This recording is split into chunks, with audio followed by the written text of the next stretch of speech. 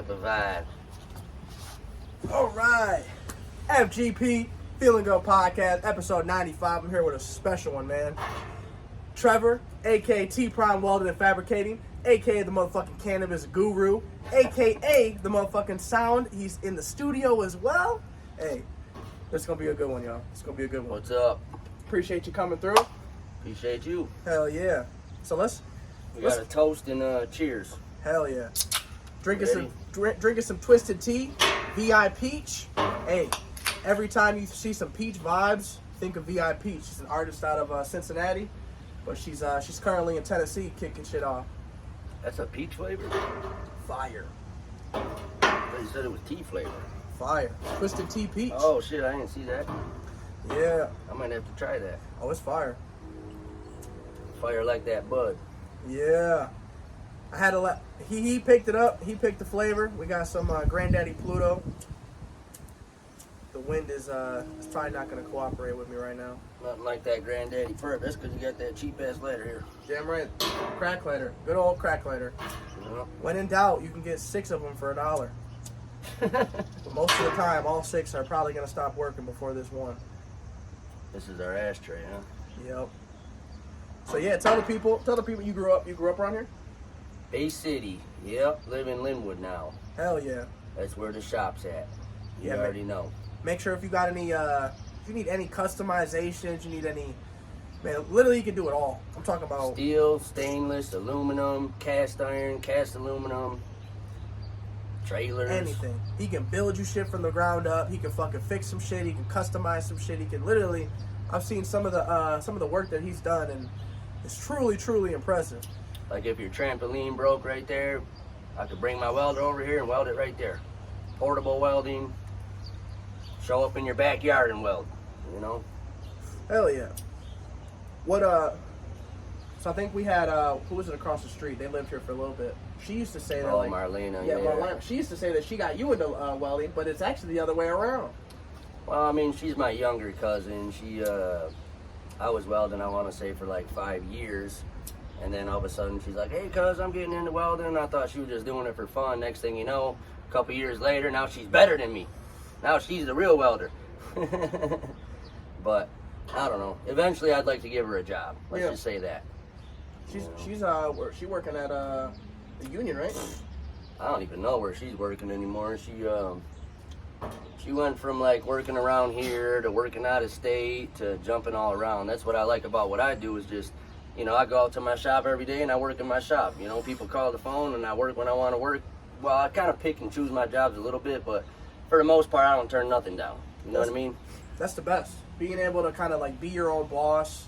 Like I remember when I first went over and seen kind of like the element of his garage, and it's just crazy. You literally walk in, it's this giant ass fucking, you know, like a man cave workshop. You know what I'm saying? He has hockey stuff on the back wall. He's got, you know, projects being worked on, you know, throughout. There's toolboxes. And then the secret rooms are just fire, weed, and just, it's just a mixture of a little bit of it all. Yeah, it was pretty much like a shell, and then I just made it the way that I wanted it. Yeah. You know, it used to be a pickle factory, originally. The shop, yeah. Damn. The whole property, actually. But, yeah, I had to rip a bunch of stuff down. I had to put up some walls. I had to run electricity through the whole thing. Like, it didn't have no electricity for welding or anything whatsoever. Like, I had to redo all the electricity. So it's been a long time coming. It's still kind of a small shop, but I feel like I can knock out almost anything. Yeah. I've never been like, oh, you can't bring that over because my shop ain't big enough. It's never been that problem before. Right. So, I would like a bigger shop eventually, but I think one of my favorite pieces I seen you do was that customized. It was like a lawn care truck. Some shit like that. They pretty much fold the sides down. Yeah. And it was just cool as fuck to kind of like see that type of shit be made. Yeah, that type of shit be made by you. You know what I'm saying? Well, like, and that's the type of stuff I like to do better. Is like things that are like nobody else made it before. It's like if you can think it up, that's what's cool about welding. If you can think it up, it's possible. Trust me. Right. Like there's some things that be like, somebody be like, I don't know if we can get that to work, and I'll be like, I know damn well we can get that to work. We just got to think about it a little bit more. We got to make sure everything's squared, the hinges are solid enough, like for that particular one. Yeah. You know, you're going to use the hinges a lot, so if you put some cheap-ass hinges on it, it's going to break. Yeah. You know, so get some heavy-duty shit. and then, you know, it'll last forever. Although they said that they were gonna paint that, and they never ended up painting it, you know, and it's driving around in the rain and shit. I'm like, why didn't you paint it? Right. You know what I mean? Oh, he doesn't care, and blah, blah, blah. I'm like, okay, well, it ain't my fault when it breaks. You know, I was gonna paint it for him. So it's all about what the customer wants. So paint kind of helps add that a little bit of life and kind of like protection. Absolutely. I mean, if you look at that thing now, when it was at my shop, it was like, you know, pure steel and everything. And now, if you look at it, because they cut my grass still, so they pulled up with that truck like a week ago, and it just looked like a big old rust box. I'm like, when that thing breaks, man, don't call me like it's my fault, like I'm gonna do it for free or something. You know, it's like I ain't got no problem giving somebody warranties on my welds. I'll give lifetime warranties on most of my welds, if not all of them. But not if you don't take care of it. Right. Like, it's not like, you know, I make a trailer for somebody, for example, and somebody, you know, blindsides it, you know, and busted shit out of it, that I gotta fix it because of that. No, you didn't take care of it right. But if you just use it for average stuff and something breaks, like the hinges or whatever, a weld breaks, bring it back and I'll fix it, no problem. I don't even think twice about it. I'll be like, oh, I'm sorry about that, bring it on back by, and I'll fix it. Hell yeah. You know, and I wish everybody's customer service was that way, but it ain't. You know, but that's the thing too about welding, it should be the strongest part. If you have a piece of steel, like say this table, and all these things are welds, it should break anywhere except for these welds. It's supposed to be the strongest part. Right. You know what I mean? Like, if it breaks right here, then whatever. But if it breaks right here, that's your fault. Right. You know, you didn't weld it right. But and that's another thing. A lot of people, they don't weld it right. Like, I went to school, and college, and everything at Delta to learn. And Delta difference. Yeah, it did make a difference in my life for sure. Hell yeah. But yeah, if they don't take care of the shit, or if they don't do it right, it ain't gonna last. But I build things to last. That's like my main goal. Yeah. Like I don't want them to bring it back, but if they do bring it back, I guarantee it ain't my fault. Right. You know what I mean? It never has been yet anyway, because I quadruple, you know, check everything. Right. You know, my measurements and everything. So it just depends on what it is, but whether it's aluminum, stainless steel, whatever it is, you know, I'm trying to make it the way it should be. Right. You know? Yeah, I definitely think that's so important, like, because we were talking about, you know, like, he was a sponsor. If you didn't know, T Prime Welding Fabricating was a sponsor for the Volume 2 event. You know what I'm saying? So if you see any merch, you can still grab some merch, and you know what I'm saying? It's got his logo on the back. Oh, did you get rid of some of them shirts? Yeah, we still have a little bit left. We pretty much has been keeping like Volume 1, Volume 2, Volume 3. You know, whatever doesn't sell, I'll just bring it all together still for the event. Where was Volume 1 at? That was at that one too. Minor Township Hall. I don't sponsor that one? No, that was back in April. Back in April, we had it. That was the first one. I remember you talking about it. Man, I'm hoping this one, Volume 3 on the river, man, it's the biggest one yet. You know, they've been having some pretty insane concerts. Castaways? No, it's at the Friendship Show. Friendship Show, yeah. Basically, big old fucking stage, big old fucking location, big ass fucking area.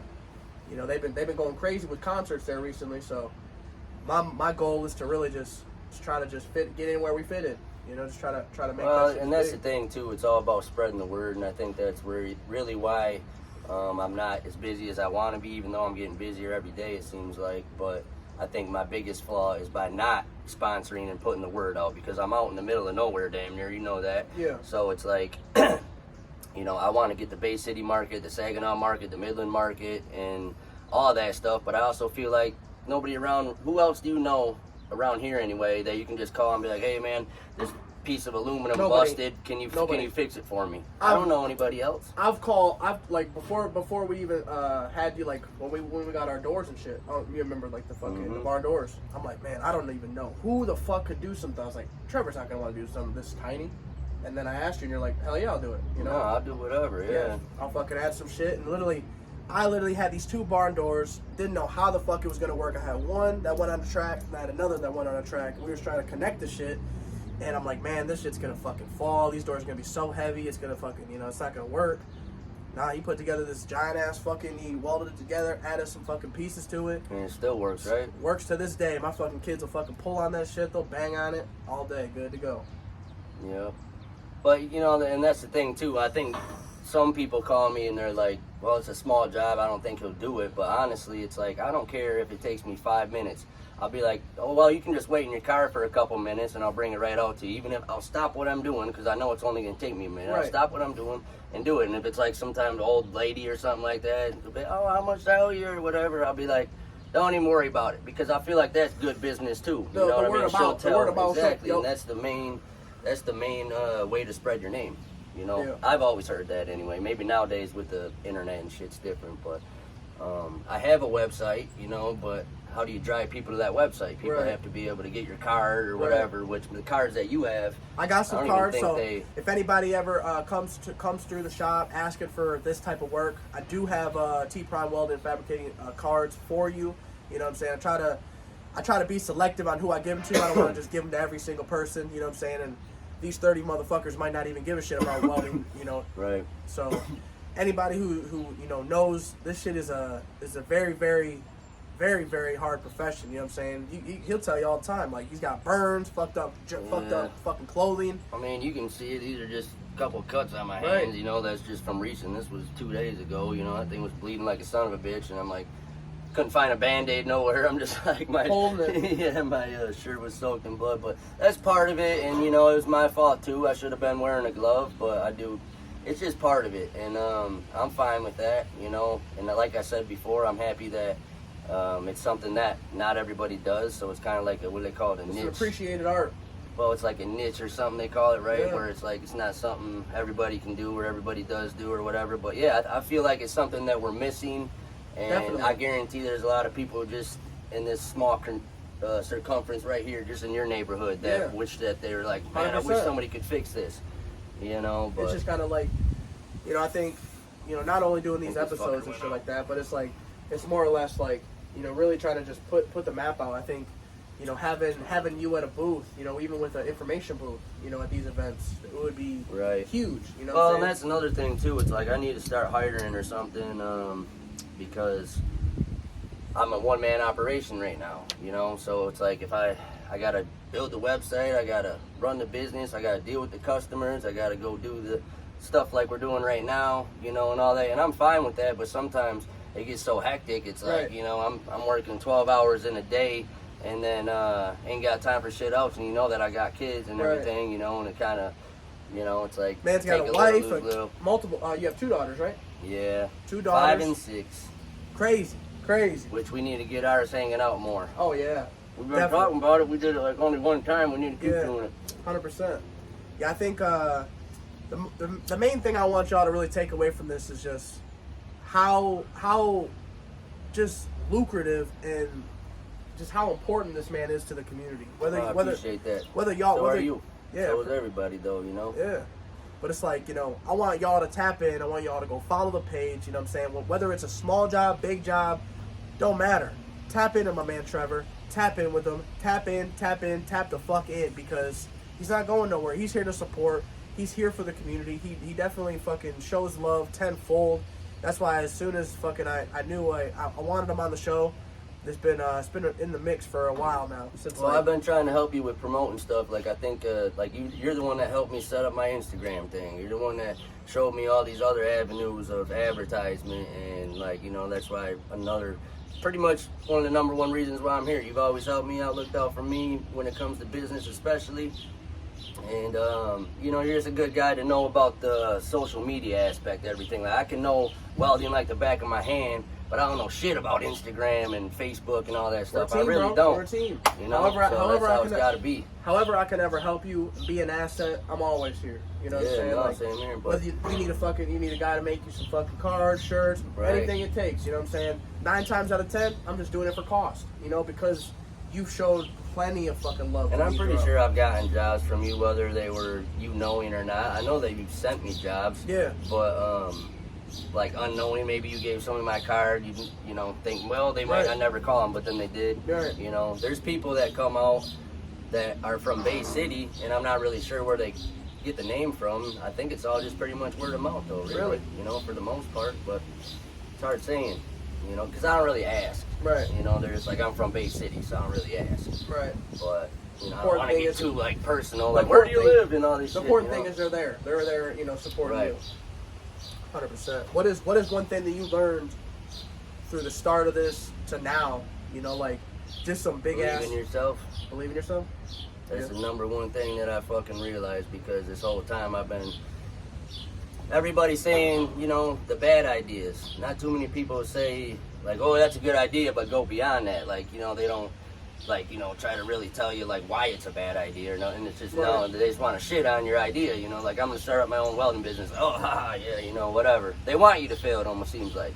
I seen this comment recently by this dude, Deshaun Hayes. Shout out Hayes, man, my dog. He said there was this dude that was, you know, pretty much saying, you know, like, I'm kind of unmotivated, you know, to kind of do this shit. You know, I feel like you need motivation for sure. I feel like I'm fucking doing these posts or I'm doing this work, and not everyone's fucking tapping in. Not everyone's, you know. And what Hayes said was, just keep going. Everyone is looking to see if you're not going to show up to practice. They might not fucking, you know, they might notice you, but they're noticing you more. Are you going to show up to practice or not? They're not talking about the good fucking shit you did in practice. They're not talking about all the great hits, all the fucking this and that. Right. They're just seeing if you're going to come to practice. So when you don't come to practice, now they got some shit to say. Yeah, doing it when nobody's looking, and that's what I was saying about motivation too, is because like I said, going back to, it's a one-man operation. I don't have nobody like, hey man, I'm here, let's get to work. What are you doing? Like, you know, as soon as I start to get slacking, like, come on man, we got to get this shit done. I got to be the one to tell me that. Right. You know, otherwise, next thing you know, a week goes by and I should have had this done in 2 days. Four jobs piled up in the garage. Right, exactly, and you're dicking around. So that's the main thing too, like motivation. Yeah. How do you get, you know, for maybe you can, you know, relate to people at home watching. How do you get motivation when you're like, damn, you know, I really don't want to fucking work today? Kids needing money to raise a family, pay bills. You know what I mean? Motivation before that was just, I didn't want to ever be a fucking loser. You know, I always wanted to have my own business. I wasn't even sure what that business was going to be until I was like 18. So I've been welding for damn near 18 years, which is crazy to think of now. It makes me feel old as fuck. But just, I don't know, finding a reason to live, really. You know what I mean? Like, what is my thing? Because I want to go all in on it. Right. You know what I mean? Yeah. Just like with the weed thing. It was like I was all in on the weed thing. I was like, man, this shit is legit. I got people that want it. It's turning out good. Fuck, I'm going to school while I'm working, then going to school for 4 hours after work, learning how to weld, then going home and growing weed for a couple hours. There's only so much time in a day. I'd be getting like 4 or 5 hours of sleep back then. Right. When I was going to college and working. But yeah, I was all in on the bud. I like I said, I was going to college. I had to take other classes where I had to study, right? So I treated learning how to grow weed like I was taking a class at college. I got a book. I took a highlighter and I'm highlighting things. I'm making sure I'm not buying senseless shit. Right. You know how it is to grow. It ain't easy. It's not. You can fail really easily. Fail very fast. And like, how long did it take you? Man, took a long time. How long did it take you to fail? I'm saying. Oh, I think I noticed the failure right away. I posted it right away. Yeah, literally, because I was kind of like documenting like the process of it on like the weed page. So literally, I'd have like, okay, I'm watering today, I'm this and that. Then I'd notice some shit like, oh, you gotta make a this, schedule. This shit's got fucking seeds in it. You know, I see the shit popping up. I gotta get this bitch out of here. What do you think happened? I was just stress. We had literally like, I popped like 14 seeds. And like 2 of them had seed. You know, 2 of them were bad. Well, I didn't know if it was like maybe you found a male or a hermaphrodite. That's what I think it was. Was it a male? Yeah. Well, you should be able to tell, but yeah, that's the thing too. You got to go in knowing what you're doing and trying. Like people that want to just kind of closet grow or whatever you want to say. Like I'm just gonna throw some in there and then hope for the best. Right. Like it doesn't. Not in today's market.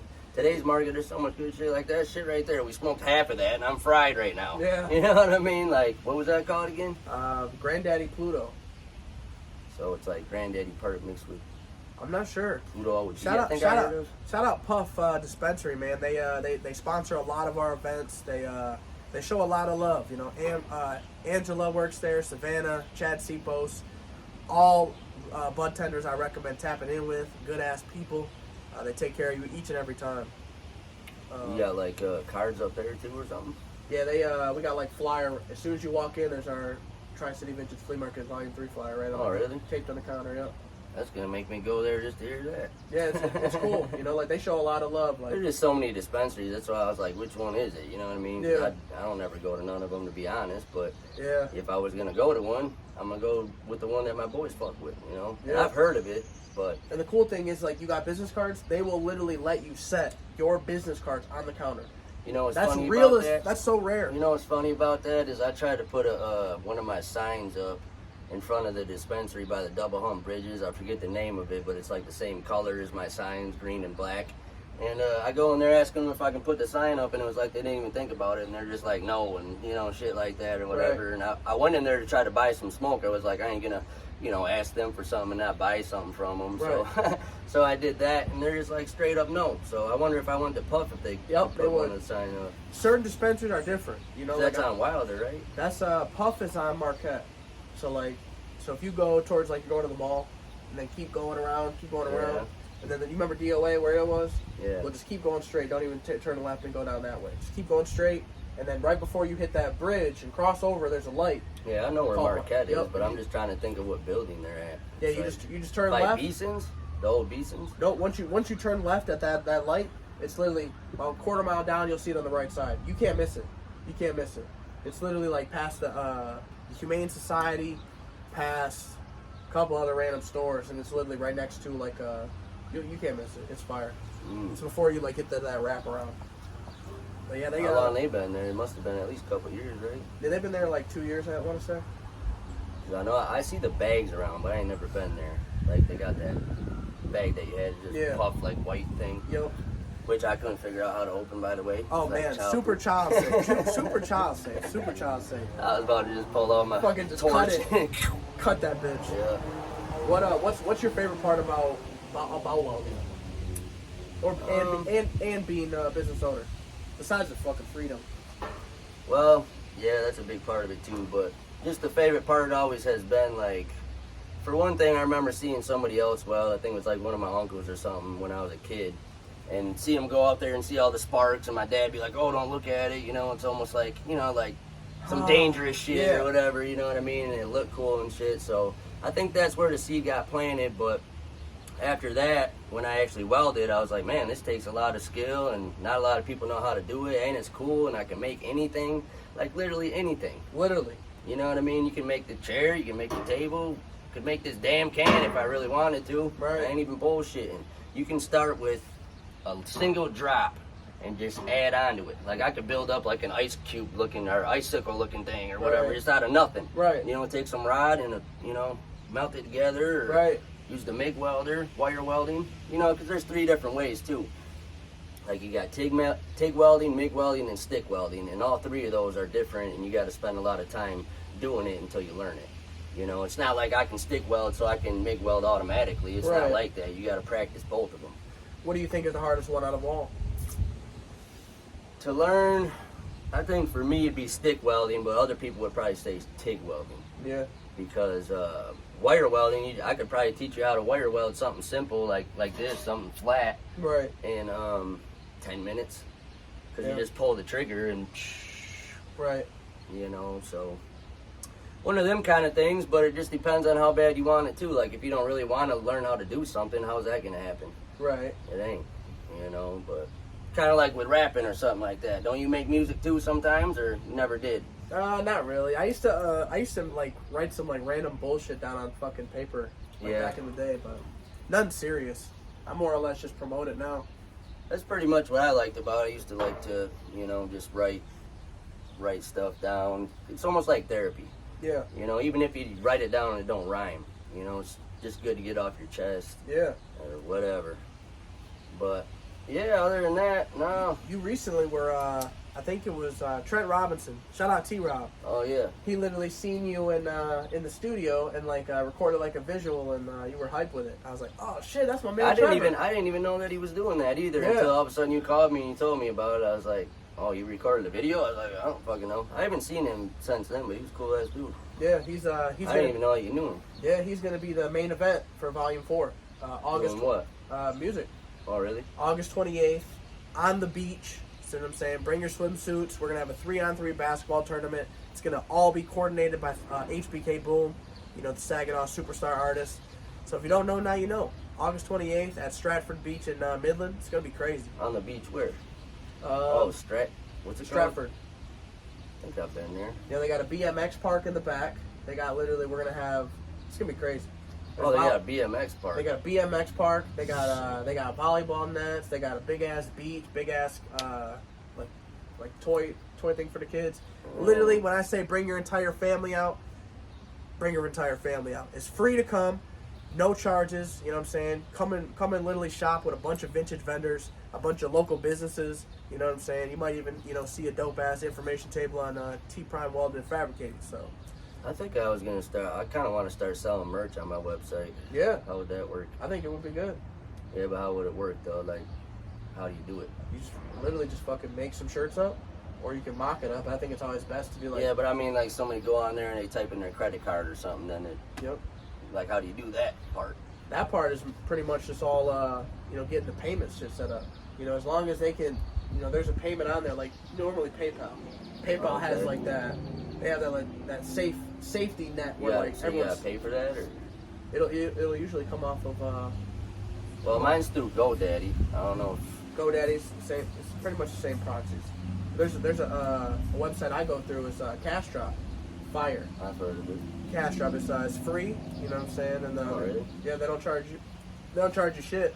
Well, I just feel like if I had somebody like you making the shirts that I can talk to and be like, this is exactly what I want, and we get them exactly that way, I know they're going to be dope just to rock, even if you don't know me or never had me weld nothing or anything. I think that they're just dope, shirts. Yeah. They would be. Yeah.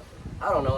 I wouldn't say that my favorite color is green, but I feel like green and black and green and white and all that, they kind of go together good for, especially logos. Yeah. Like, I don't know. I guess that's just an opinion, but. Green is actually my favorite color, but it's the color of weed and money, baby. Yeah. Mine's always been blue. Maybe that's why I like Bud Light. I do like maize and blue as well. I don't fuck with Budweiser, though. I can't do it. At all? I don't know, it's just completely different. Here, try one. Oh, man, I'm not a Bud Light fan. I actually I'll try one of them. You got more? I wish I had more of these. These bitches are fire.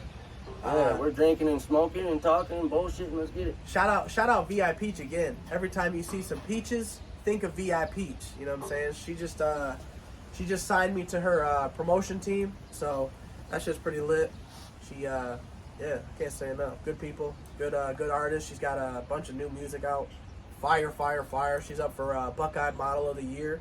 Just doing. She's a singer? Or? Yep. She's a rap artist. Well, I wouldn't even say that. I'd say like she's just an artist. Like she sings, but she raps. She fucking. Yeah. Twista? Yeah. Yeah. Well, she had Twista come perform for her birthday. In Cincinnati. So it's like, shit. yeah. So it's like she's doing big shit. She's only been making music for like a year or two, so it's crazy to see like the progress she's made so fast. So she's got a song with Twister in, or? I don't know if they got a song. They might have a song coming, but it's not officially out or nothing like that. Shit, you might as well. Shit. Right. Twister was around, I'd be like kind of worried about it. Be like, hey, fucking let's in the studio. rap this song. If that's what she Damn does. right. Shit, hell yeah. Yeah, she's dope. She's dope. I think you played something before of hers. Yeah. I mean, it had to have been her because how many girl rappers do you know? It had to have been her, right? I got a handful of few. Speaking today, 4:00. Treasure Neck. She's coming. She's actually a rapper out of Atlanta, Georgia. So she's gonna be. We're gonna be joining on the show. Pretty much just vibing. She's a fire ass artist. I think it won't be too long before she gets signed by a big label as well. I got somebody tagged me to check her out off JDS Josh. He's a rapper out of New Jersey. Oh yeah. Big. He's definitely doing some big shit. So you got like the whole nation. You got people all over that you're dealing with that are rappers, huh? 100%. Like, I strive to literally be the best podcast in the Midwest. The number one podcast in the Midwest. And that doesn't mean just the Midwest. You know what I'm saying? Like, I'm still gonna tap in with everybody. No, I can tell you're doing your thing. I watched a little bit of one of them. I don't even remember the people's name. I just checked out one of the podcasts. I think you did it in there. Yeah. Or something. Yeah, in the store. Yeah, it's dope. You're doing your thing, man. Hey, but I would like to meet some of these people. To be honest, I think 100%. they used to talk to Charles and go to his studio. Indie spot. Yeah. We actually we got on a call about that. shout out to Indie Spot. It's definitely in the works. I'm definitely ready to make it happen. I definitely want to come through. I'm trying to make it happen. Shit, I've been trying. Man, we can fucking. Because I know you guys are like the same type of guy. You do the same type of stuff and into the same type of shit. You know, he's how old are you? 28. Yeah, so he's probably maybe 20 years older than you, but that might be a good thing. Right. Get a good mix like that. Right. You know, and I think he does a podcast too, doesn't he? Yeah. I don't know. Talk to you about it. I know he had like something set up in his booth or whatever with like a table and stuff like that or whatever. Right. Like, man, you gotta get JP over here and Definitely. let's talk about all the merch and all that stuff. I think I might have talked to him, whether it was you or is he a big black guy with glasses? He used to be big. He lost a lot of weight. Maybe it's something I'm thinking of. The guy I'm thinking of, he's They call him Convict or Charles. I'm thinking of this big black dude. Which is funny they call him Convict because he doesn't seem like a convict at all. He's like the Right. nicest person you ever meet. Right. You know what I mean? And shit, it's crazy. But I could definitely want to link you guys up. Yeah, might have to make that shit happen soon. Because he does the same thing, like the events and stuff. Right. Like, all over the place, I think. Like, mainly in Detroit, I think. Do you Yeah. ever go to Detroit for stuff? Not too often, but we go there often. Not just like, not on a consistent basis. So tell me what it's like to come from military to here. How you get here from the military? I Yeah. gotta know. Yeah, we had my daughter Amelia, and I was like, man, do I stay in North Carolina? I love it here. I love it here. You know what I'm saying? So you got moved to North Carolina from here for? Yep. When I joined the military, pretty much went to basic training. You know, did all that shit. Went to AIT. Went to airborne school. Came here. Got my wife. Fucking. We literally got married. Bought a fucking car. Like all that shit. Like did like her graduation party in like a 2-week span, right? In like a 2-week span, and we literally just fucking packed up our Avenger and just fucking packed up in North Carolina. Didn't have no fucking plan. Didn't know where the fuck we were staying. What was the place? Was it a similar place out in North Carolina, or like It's you in had to live on the base or whatever? no, it's Fayetteville, North Carolina. So if you don't know, it's like right outside of Fort Bragg. But they got like fucking 500,000 people in the city. It's insane. It's huge. bet. So, you know, being there, and I was a big sneakerhead. You know what I'm saying? I was flipping shoes, buying shoes, flipping them and shit. It kind of taught me so much different shit. So know? you like, had it in you for a long time. It's not like you came here and just started doing something different. You've been doing this. Yeah, I remember as a kid, you know, like 6th grade, you know, waking up at 7 o'clock in the morning on a snow day, riding my bike into town or walking into town, you know, from River Road, and fucking being gone 8 till 6, 7 o'clock at night, shoveling snow all day. That's funny that you say that because that reminds me of back before like computers were huge. You know, I was probably like 14, 12, somewhere around there. And I used to ride my bike to the library to use their computer to do research because I would think of something. I couldn't stop thinking about it until I got the answer. So I'd go read some books or do that. And that just reminds me of that because like once you get something in your mind, you don't stop. And I think that's why me and you click. Yep. You know, we're both ambitious. Go-getters. Yeah.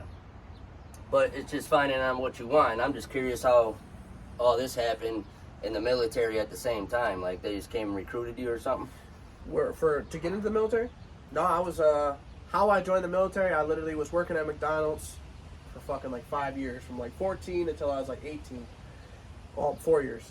You And could work at McDonald's if you're 14? my mom worked there as a manager, Oh, so I was able to kind of like sneak in.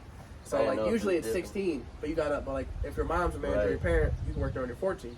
I don't know So that. boom, I started working there young as fuck. Started, you know, making some money, saved my money, bought a car, you know, just different shit. And I remember just fucking being like so down bad. Like I lost my job, fucking didn't know what I was gonna do. I got kicked out. Well, like I moved out when I was 16. Wasn't trying to live there with my mom no more. She had like all these fucking rules. Couldn't have no friends over. Couldn't have no, you know, couldn't do shit there. You know, so it was literally just like My mom was like that, yeah. just a room I could fucking sleep in. So I'm like, damn, you know, I could find a room to sleep in somewhere else where I'm more happier. You know, I gotta fucking drive the fuck way out here at River Road, you know what I'm saying? I gotta drive back into town. Like, I'm always getting fucking pulled over for cops because they're fucking always searching for my vehicle and shit because they know I'm this young kid that probably smokes weed and shit. Just, nothing better to do. Yeah, so it's just like, it wasn't, you know, there were so many signs pointing like, oh shit, you know, I could definitely, you know, be somewhere else to be, you know, happier. Not necessarily saying like I didn't fucking love my mom, because I still love her to this day. She's like my best friend, but to that aspect, I just had to, you know, kind of Absolutely. leave the fucking coop. That's crazy. I didn't know that part because me and my mom's relationship is very similar. Yeah. And I'll just leave it at that. But it's very similar. You know. This shit's hitting like shit. Yeah, I was wondering if that was gonna work. Right. It's all right. But yeah, no, you know, it's all about the love for the game. Yeah. You know, love what you do, and you're gonna be good at it. You know, to 100%. a certain extent. And When you apply that pressure, like you talked about earlier, that all-in mindset, right. it's hard to fucking lose. You know what I'm saying? Like, if you say that you're a fucking artist, you know, and you're going all in, fuck, nobody can tell you that you're not Right. giving it your all. Nobody can tell you that you're lacking. Nobody can tell you nothing. Yeah. Well, also, it's like, even if I love it this much or whatever, and I don't make any money, I'm still loving what I'm doing. 100%. You know what I mean? So if you're making money loving what you're doing, then how do you beat that? Right. You know. Sometimes it gets in the way of other shit, like I was saying earlier. When you got a family and stuff, it's like, oh yeah, you know what I mean? Even make if you sacrifices. do. Yup. But you guys, you say you go camping. I need to do more stuff like that, I think. But Whenever you want to come with us, man. Whenever you want to go, shit. Yeah, Even if I'm not there, you know what I'm saying? Like, I'll just leave. I'll just tell you where the key is, and you can fucking go enjoy that shit with your Right. family. You know what I'm saying? Like, when I got this camper, that's what I wanted to do with it. You know, it wasn't just something that I can enjoy. It's something for like my friends, my family can enjoy. yeah, I seen pictures of it, but It's dope. It's she was dope. showing me all the stuff that she did. She did all that herself. No, her and her Fixed it grandpa. up. And her and her grandpa, they replaced like the whole entire fucking wall. Oh, didn't you say that's who built this? Yeah. Well, her Uncle Stan built this. This little gazebo. We gotta fix a couple things on it. From a family of construction workers like me, huh? That's Really? another thing about welding with me. It's like, it's crazy because everybody else in my family is, you know, they're either a contractor or a plumber, or my dad's a bricklayer, you know what I mean? Something like Do that. it all. I'm the first welder, though. None Jack of of them all know how trades to, in the family. yeah, none of them know how to weld, though. Yeah. They know how to do everything but weld. You know? It Now- just shows you how much of a fucking, you know, an asset that is. You know what I'm saying? Yeah, and that might be why it came to my mind too. But like I said, also because I liked it. You know what I mean? And I like building shit too. Right. Sometimes it can be a pain in the ass, and it's like, man, I don't even know if this is worth all the time I'm putting into it and whatnot. But then when you're done with it and you stand back and look at it, it's like you feel like you really did something. You Right. know what I mean? You're almost looking at a work of art, and you Literally, kind of are. you know? are. Especially some things I like. I got a couple inventions that I made. I don't want to get into them too much because I don't have a patent on them, but Yeah. you know, I think I might have told you about one of them. But just the fact of feeling like you can make anything, that's really how I feel about it. Yeah. To be honest, like I keep on looking at that trampoline right there, and it's He like said, "I'm I ready could to make build that one." in 2 seconds. I'm ready to build a trampoline. I probably could. I just need the stupid little springs and shit. Man, But those springs are a bitch. But yeah, if you ever had anything break on that, I could literally, you know, come over with my welder and weld it right there. Hell yeah. And it's probably aluminum, right? I think so. Looks like it. But yeah, aluminum, steel, stainless, whatever. What is your favorite thing about making music? Like when you went to the indie spot? Just the venting, you know, like honestly, when I wrote a song for the first probably a couple years, I would write songs and shit. I didn't even tell nobody about it because it was just like if I broke up with a girlfriend or something like that, you know, I'd write a song like, you know, fuck you bitch and all that shit, and it just Yeah. made me feel better about it. Right. You know, I go to school the next day and just ghost her, walk right by her, you know, whatever, I don't even care. You know, and I realized it was like a good thing of therapy. Right. You know, next thing you know, I played it for one of my friends, and he's all laughing and oh shit and all that. So Fire. then it like added to the value of it. Yeah. You know what I mean? It's like also I can entertain people with it, I guess. You know what I mean? I didn't even realize that when I was writing it, but Right. you know, it just ends up that way. But and I'm sure any other musician would say the same thing. You know what I mean? Like performing. Like I could see it being fun, but not something that I want to do. But that's where a lot of people make their money, I think. Yeah. Like they're touring or whatever, right? That's what it sounds like anyway. Right. I don't know what everybody's deal is and shit like that, but I mean, if people even have record deals anymore, it sounds like all the people you're talking about are independent. Independence, and shit. yeah, they're well that's the cool thing is, so me doing this podcast, like, and going to shows and like say I'm going to a show in Flint. Yeah. I go there, I'm probably gonna fucking, you know, I'm probably gonna record some of the visuals, especially if I fuck with the Like a artist. video or something. Yeah, so like, you know, just I remember I went to the Cincinnati, went to the Mockbee, recorded some visuals, boom, boom, boom. Met a couple artists there that were, I was like, oh, you're fire as fuck, you know, like. Mock B is in Flint. Nope, it's the Mockbee is in Cincinnati, Ohio. Oh. So it's kind of just like the building name. So I go Okay. there, get some visuals, boom, boom, boom. Met a couple people. Wilhelm Duke, he's from Chicago. He's going to be coming to Volume 4 for Tri-City Vintage Flea Market to perform, along with what was his name? C.J. Lamar. From the same place. Yeah, he's from Kentucky. He's an artist that's going to be coming to Tri-City Vintage That's Flea Market. crazy. You just name like every artist that you said is from a different state. Yeah. So that's just all from the internet. Just all from networking. You know, going to the show in the Mockbee, meeting these people, and then led to fucking Ocean 5 Records, their record label out in Cincinnati, Ohio. They actually hired me as their A&R. So my job for them is to pretty much recruit talent, you know, get them on a Zoom call, fucking take them down to Cincinnati. You know, and they pretty much sign independent artists. Yeah. Well, that's another thing. I don't have the video or nothing like that, but I have a couple buddies that live out by me. You know, they're country hillbilly motherfuckers, basically. But, you know, they like the song that I played for you. Yeah. That I made at Indie Spot. And they're like, yeah, it's like that country vibe or whatever. They wanted me to basically do a live performance for them in my shop. And he's like showing like the torches and the welder and then me and all this shit, you know, and just kind of making it like What do you call video? that? Like, recap. Yeah, he was doing it. It was funny because he's all like panning through and shit. And I'm just like, That's dope. It was dope, but I don't have the video. I could get him and send it to me, but it was just something quick we did for fun. But it's still fun. That's the point for me. It's like I'm not trying to be Mr. Big Rapper. None of that shit. It's fun to me. It's like playing fucking basketball or something to me. You know, you want to go shoot some hoops? Nah, I'm good. You want to go make this song? Fuck yeah, let's go make that song. Right. You know, it's the same difference to me. You know what I mean? But, Right. But yeah, I'd rather play hockey if anything. Hockey's your shit, yeah. Hockey's my shit. You always played hockey growing up? Fuck yeah. Talk about that shit. 'Cause, man, hockey for me was like, I remember asking my mom as growing up, I'm like, hey man, I really love hockey, blah, blah, blah. I'm You like, never played? I'm going to the ice skating rink trying to practice. Like, I can't stop to save my life. So like, Yeah, but it's just practice. and I When did remember you like, start? I never played. My mom said it was too expensive. Yeah, I mean, I don't know. That's one thing about it. A lot of parents say. I'm not sure what it is. I think back when I was playing, I want to say it was probably like a couple hundred, 300 a season or something like that. But now it's probably, I wouldn't be surprised if it's way more than that. Right. But back then it was still a lot of money. But yeah, fucking, I started when I was 5, so I've been able to skate as long as I remember how to walk, Right. basically.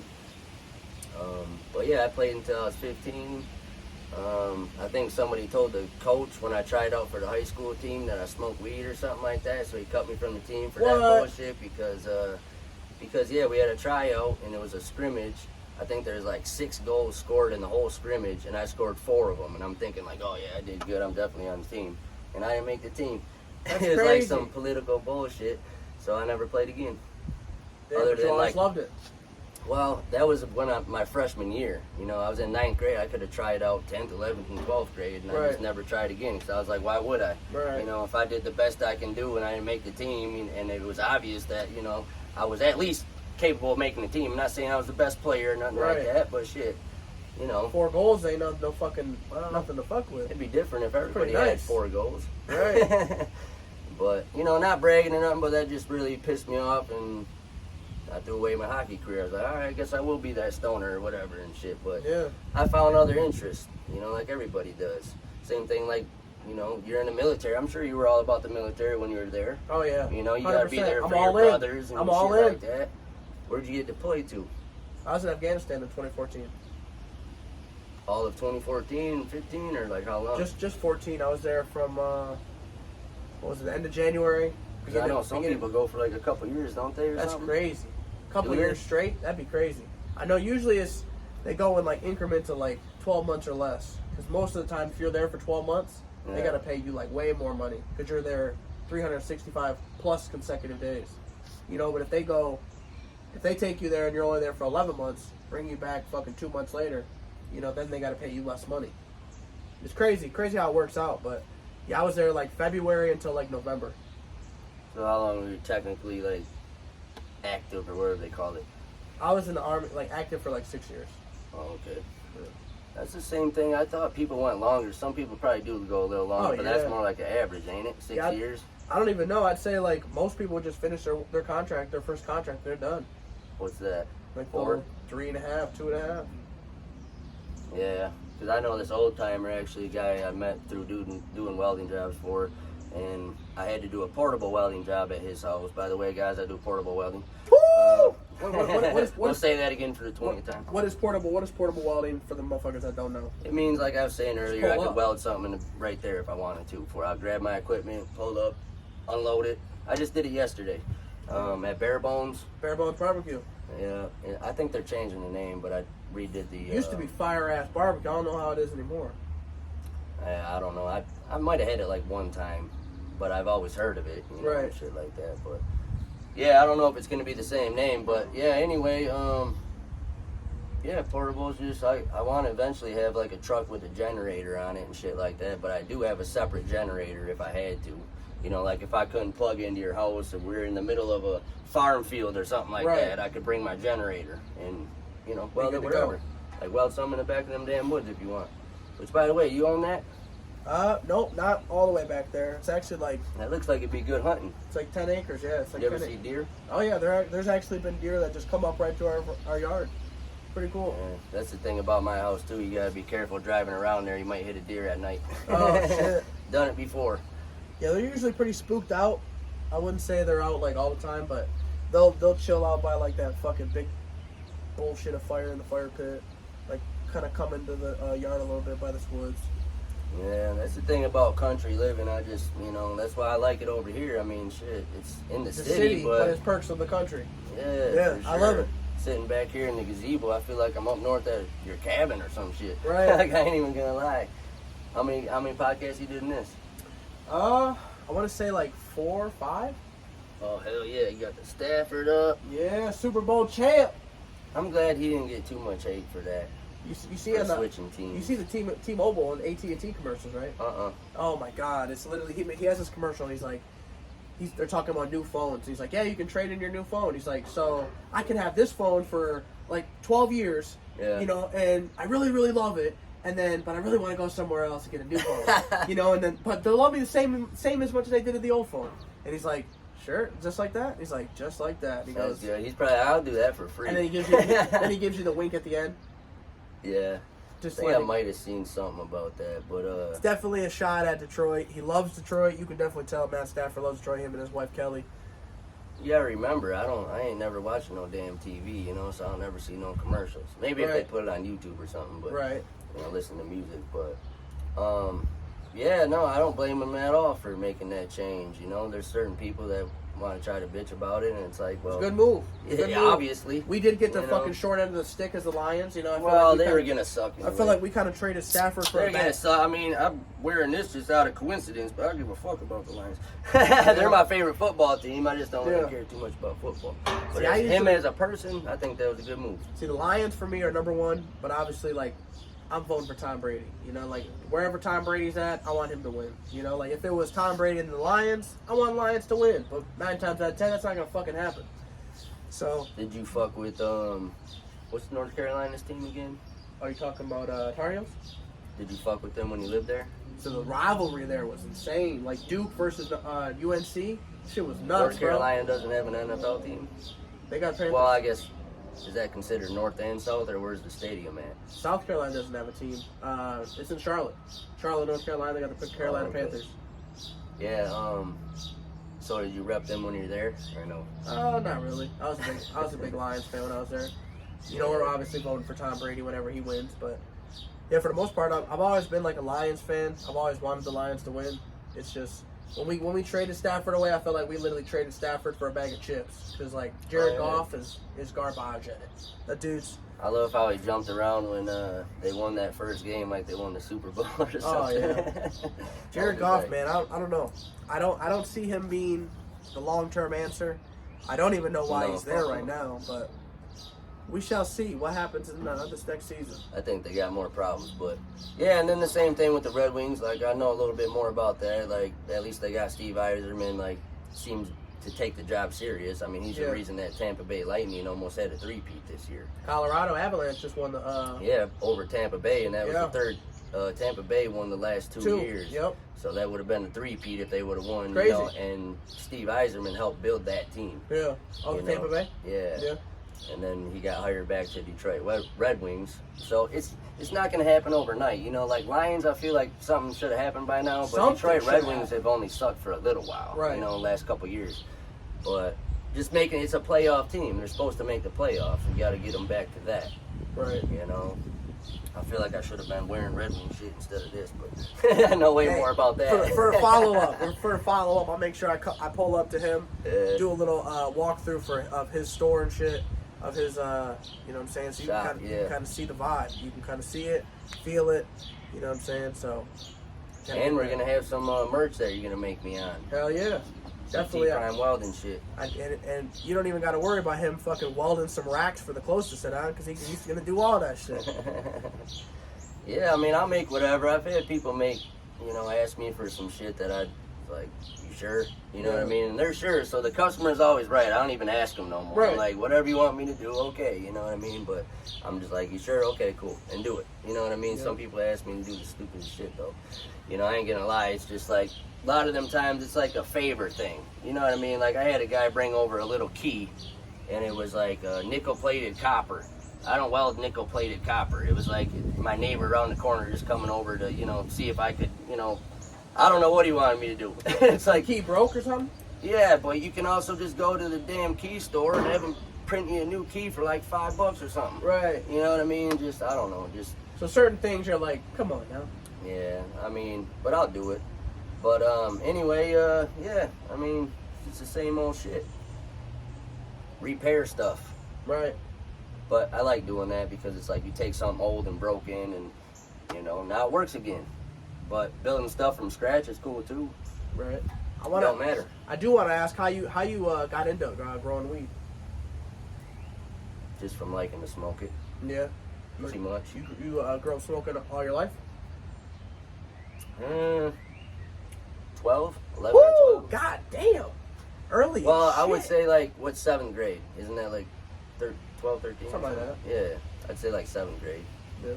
But it's not like I was like smoking all day every day or nothing Right. like that. You know Smoke what I mean? a little joint or a bowl. Yeah, it was like on the weekend or something like Right. that. And then yeah, eventually you turned in like damn near every day. But that was until I want to say like 16. You know. Was your but- mom a smoker? No, not even cigarettes or drinker or none of that stuff.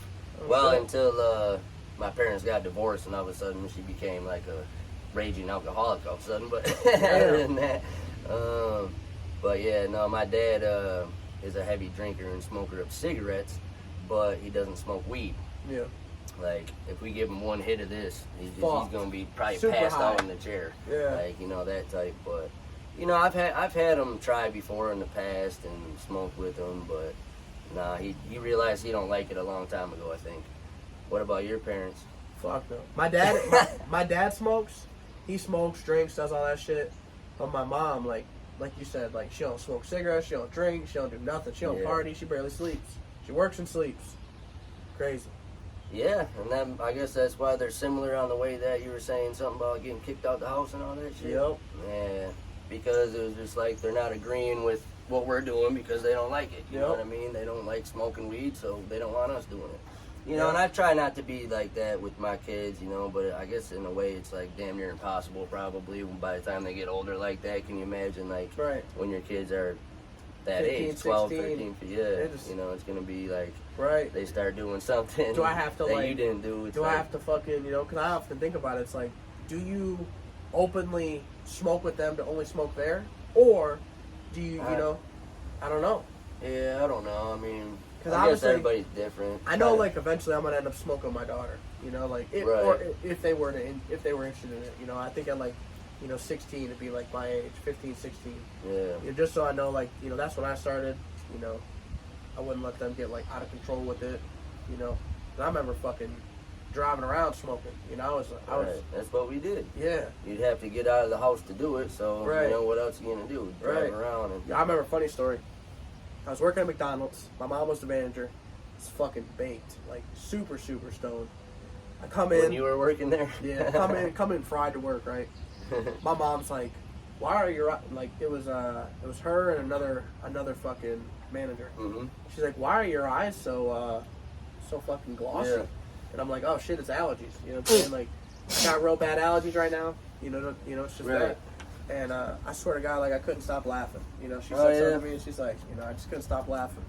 And she's like, all right. I said, I'm gonna go punch in. You know, I'm gonna go get ready. You know, and then she just kind of gave me shit all the time, like, oh, your eyes are red for, She you know. started noticing. Yeah, that's when she finally, I think she already knew, but she was just kind of like, okay. Coming into work that way. Yeah. Well, if you're the manager, I guess it kind of makes sense. But it was like kind of like, hey, I could come to work high and still Yeah. be fucking, you know, operate at the best level. You know what I'm saying? That's like, how I always felt too. Especially if you're at McDonald's or something, it's like, you know, what am I gonna do wrong? Right. Like, I don't know. I'm not gonna hurt myself. Right, you're not gonna hurt yourself. You're not gonna give no fucking food away for free. You're not about to just have the munchies all of a sudden. Just, you know. Yeah, I don't know. I mean, maybe some people would. Sure, I yeah. don't think we would. I did used to steal some nuggets though. That shit was fire. I literally would have a sauce packet in my pocket.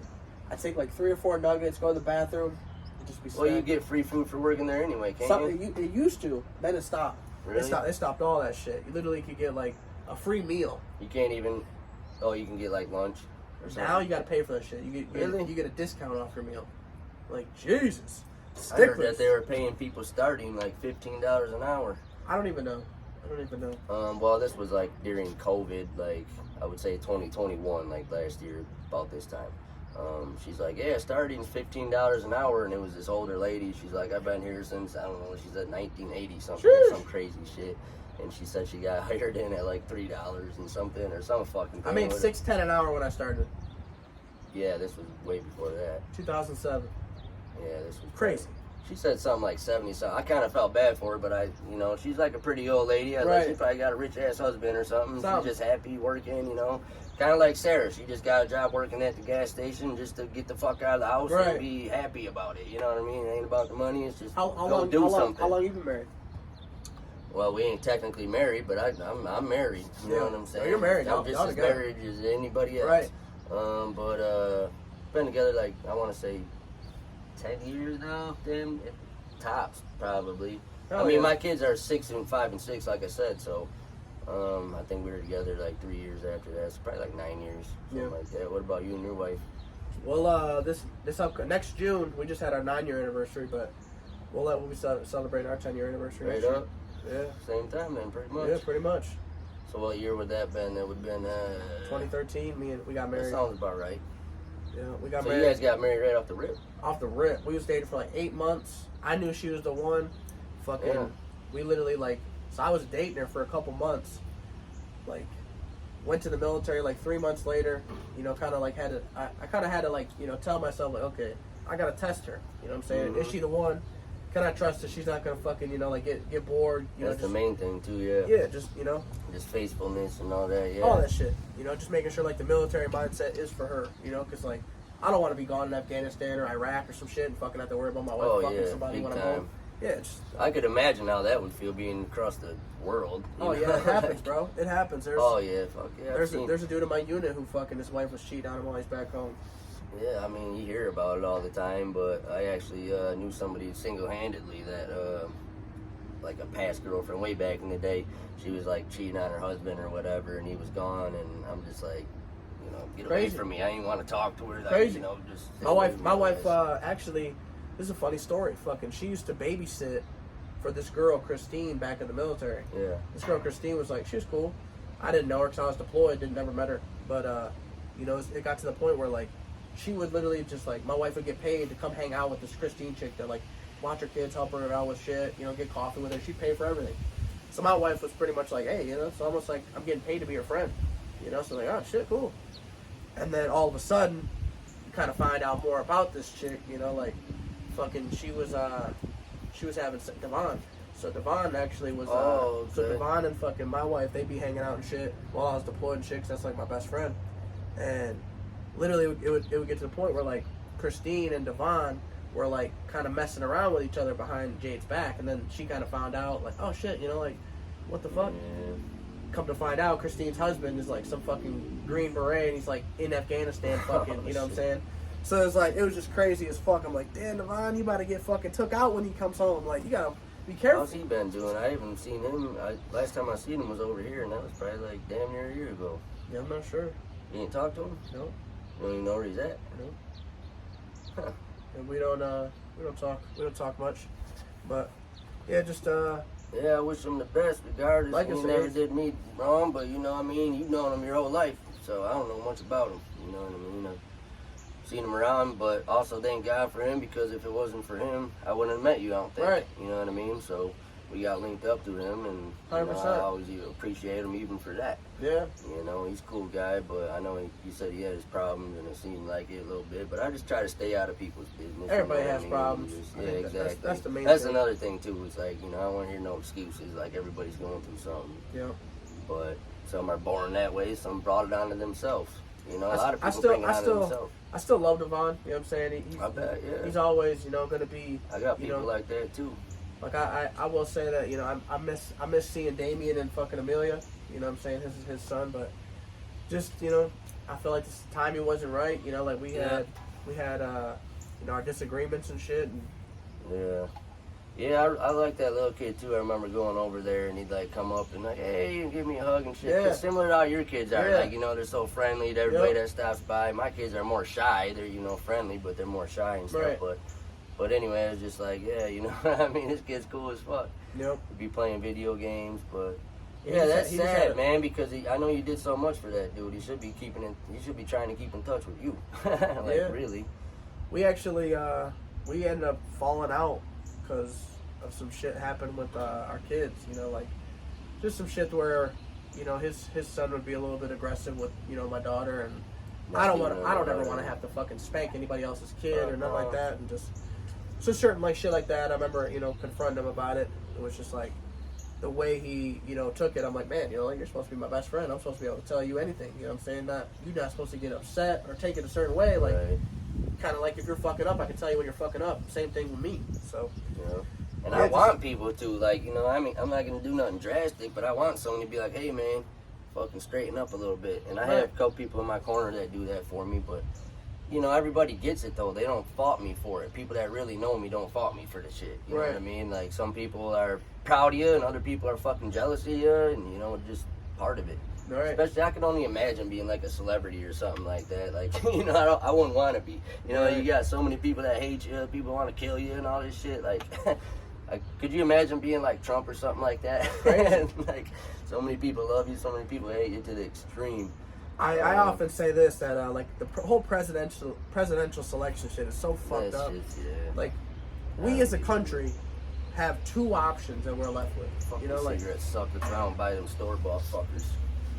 They always go out. But yeah, what are you saying? Sorry. no, the fucking the presidential selection shit. You know, like, you got fucking two people to run a country, and that's all the fucking choice you get. Yeah. You know what I'm saying? You got your obvious motherfuckers that kind of make it there, and then it's the final It's two. bullshit. Yeah, it's honestly, I think it's stupid to have it's the United States of America, and they're dividing us right off the rip. Are you a Republican or Democrat? Right. You know what I mean? It's like, it's called the United States of America. 100%. But are you a Democrat or a Republican? Like, it's just the dumbest shit to me. And I've always thought that. I remember thinking that as a kid.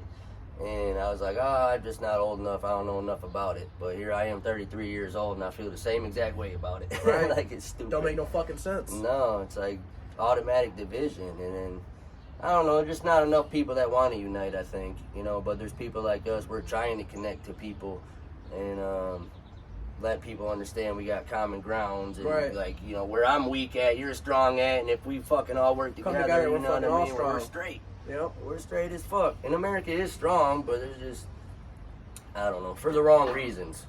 I often say, like, the unity shit is this quote right here.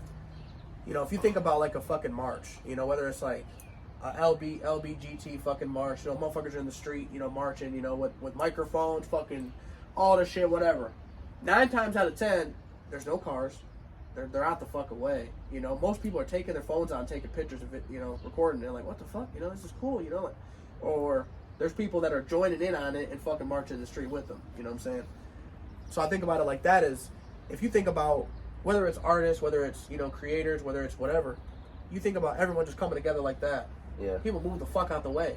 People move the fuck out the way, and they you know, they're inspired. They want to take pictures. They want to record it. And but then also, in a way, to me, that's almost like a fucking form of separation. It's like, you know, we're this, but you know what I mean? It just in certain people's eyes. Yeah. You know, because I'm one of the motherfuckers. I work all the time, and then, you know, when I do turn on channel and there's news all over about negative shit all the time. I don't want to watch the news. Cut it off. You know what I mean? But then that's all they want to advertise and make it a negative thing and portray this picture where it's like, see, they're separate and they're this and that, and just like let it's supposed to be like the land of the free, and it's far from it.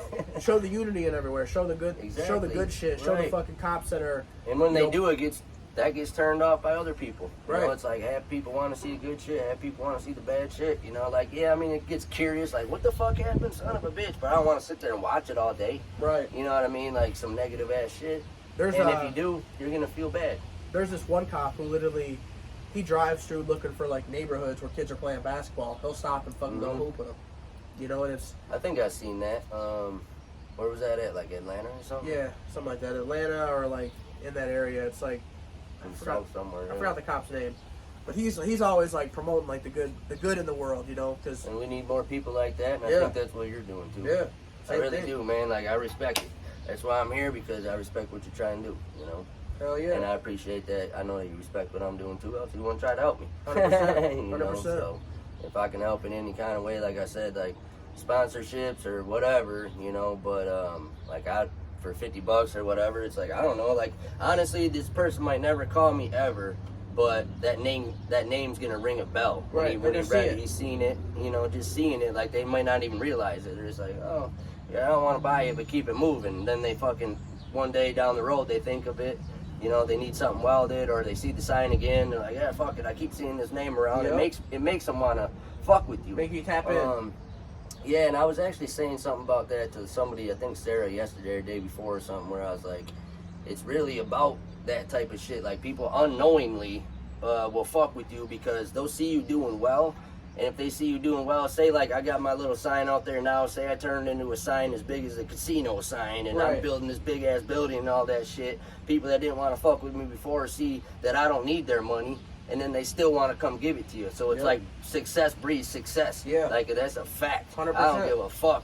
Unknowingly or knowingly, it does. Yeah. You know what I mean? The more you're successful, it's like, you know, same thing with like the bud. Like everybody said, where'd you get it from? Oh, I got it from Trey. Got it from Trey. Got it from Trevor. Got it from Bud. And it's like, man, I keep hearing this shit. Fucking, I want some bud.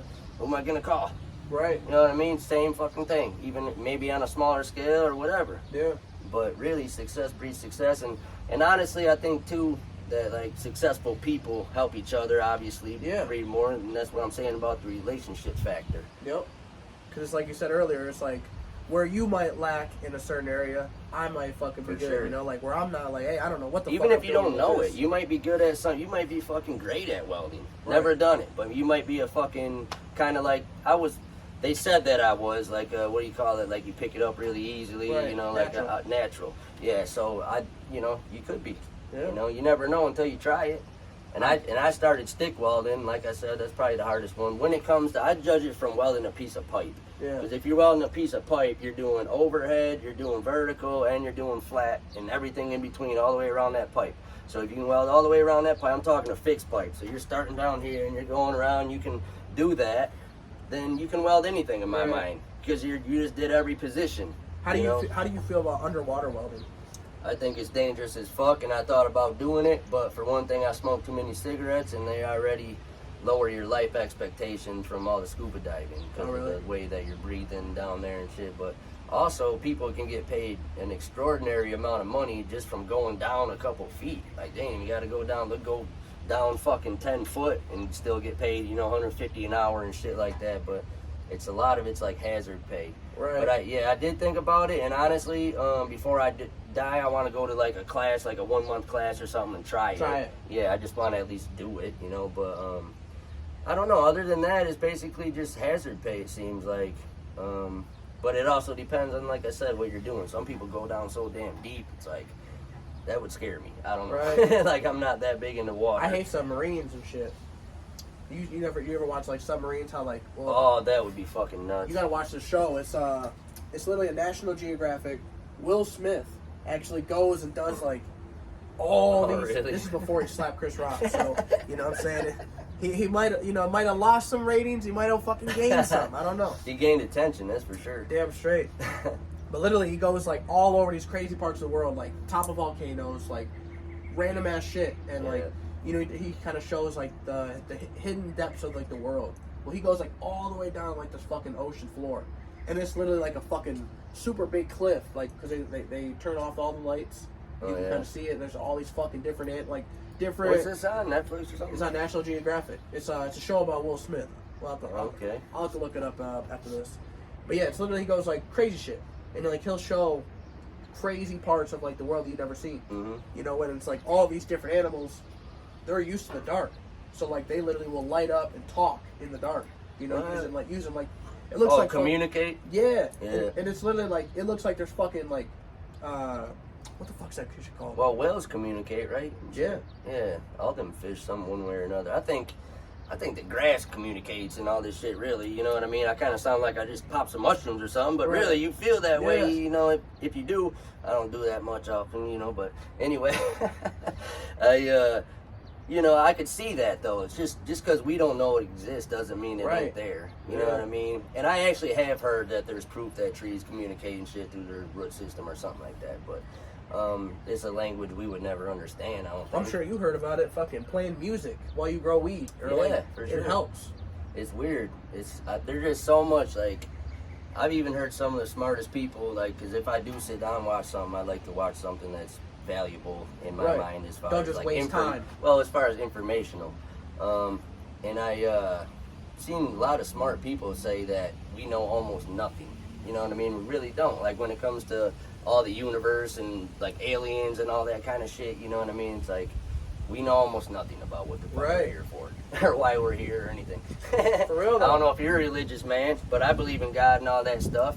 But there's also certain things, like if you read the Bible, where it's like, I don't know, that's just hard for me to believe or whatever. But you know, I don't know. I mean, I grew up Catholic and went to church and got like baptized and all that kind of shit, which I didn't even get baptized until I was like 11 or 12 or something, but did all that stuff, second communion, first communion, all that stuff, catechism, you know, did all that until I was like 5th grade.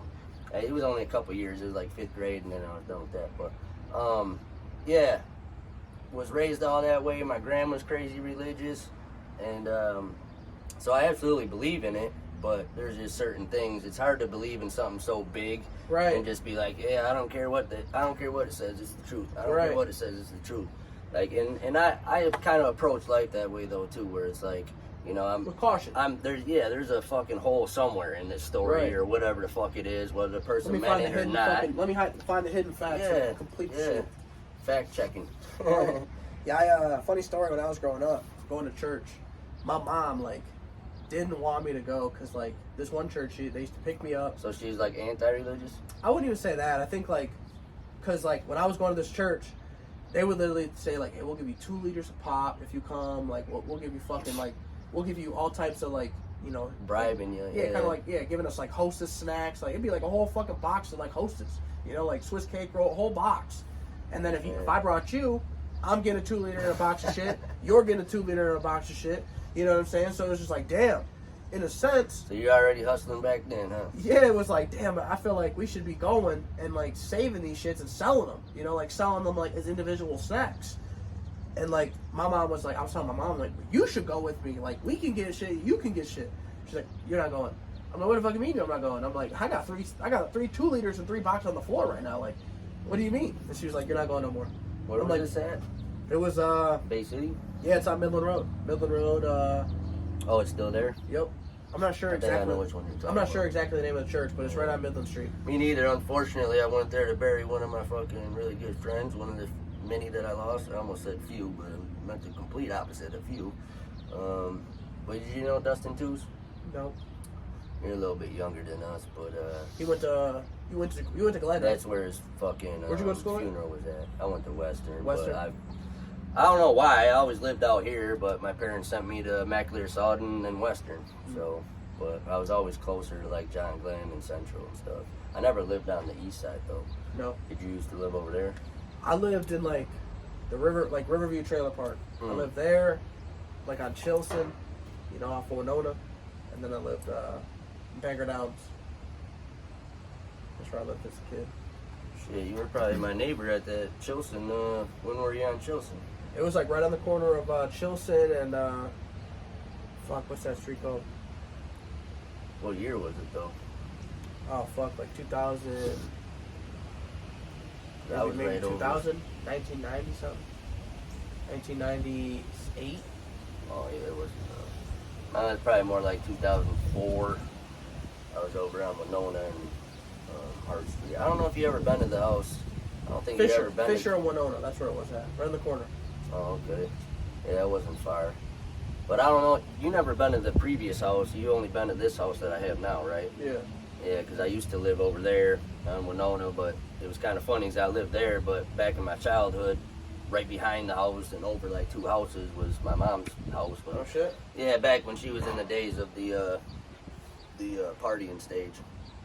She always lived there. Or she moved around.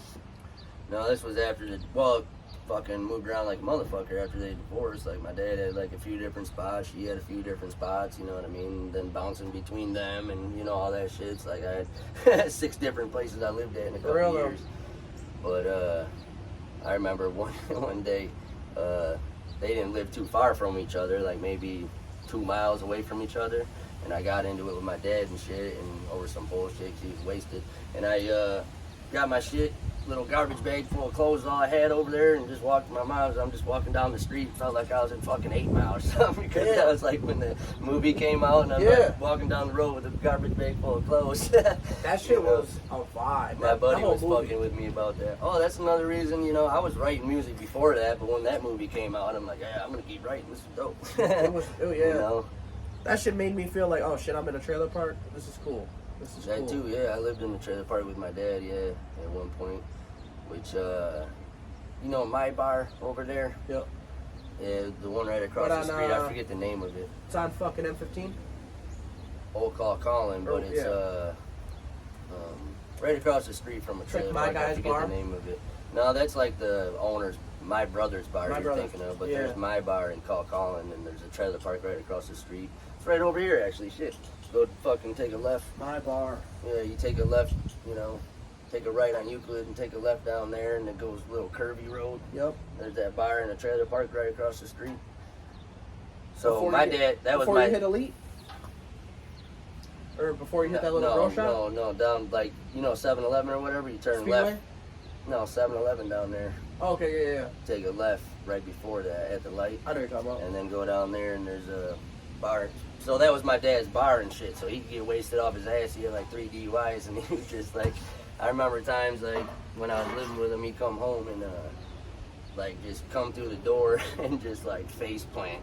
Damn. You know what I mean? Like just like, because he didn't care. He was like, I got these DUIs, I'm on probation or whatever, but they're telling me not to drink, so what am I going to do? Get wasted, which I kind of have that mentality a little bit too. Somebody tells me not to do something, I'm fucking doing it all the way. Right. You know what I mean? But get it from him, I guess. But no, anyway, yeah, it was kind of, I didn't mind it that much living in a trailer park, you know, fucking.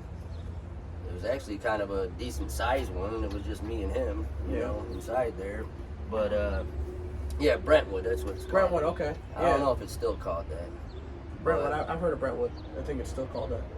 Yeah, but no, I jumped all around just like you, but I never lived in another state before. I've always just been here, pretty much. I love North Carolina. That's one thing, like, because I pretty much came back solely because we had kids. We had our daughter. It was like, all right. And your family's here? Everyone was here, and I was like, all right. I definitely, you know, we have our rental property there, so we can So still she's go. from Bay City too? Yep, we went to school together. Funny story how we met. I'm dating this chick, Cassie.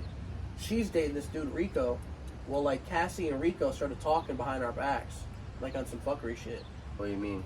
Like, oh, they were cheating on you guys together or something? yeah. Oh. So I had the bright idea, like, hey, you know, like, me and you should fucking hook up, That's you how know? it works. And she was like, no, that's not the type of girl I am. I'm like, well, goddamn, you know, I tried. Well, even better. I know you're not a hoe like that, so I'm still gonna try. Right. So literally, I remember for like football season, lacrosse season, like all types of shit. I'd be like, hey, you know, like, you want to give me, you know, like birthdays, or you want to give me like some good luck sex or some shit before the game, you know, like what's up?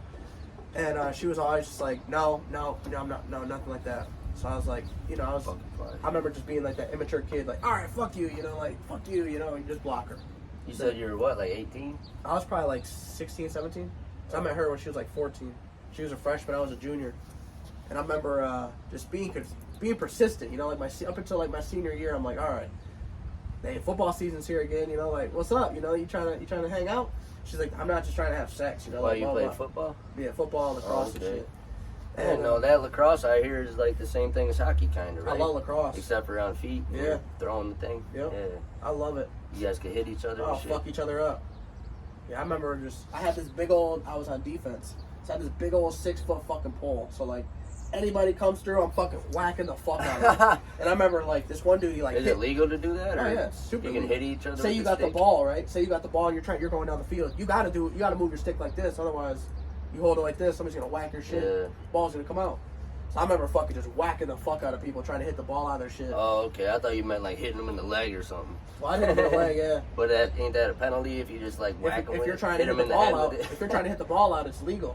You know, like it's pretty much just like you fuck them up. You know, it's almost like hockey. You just can't fucking, you know. I think it's cross check.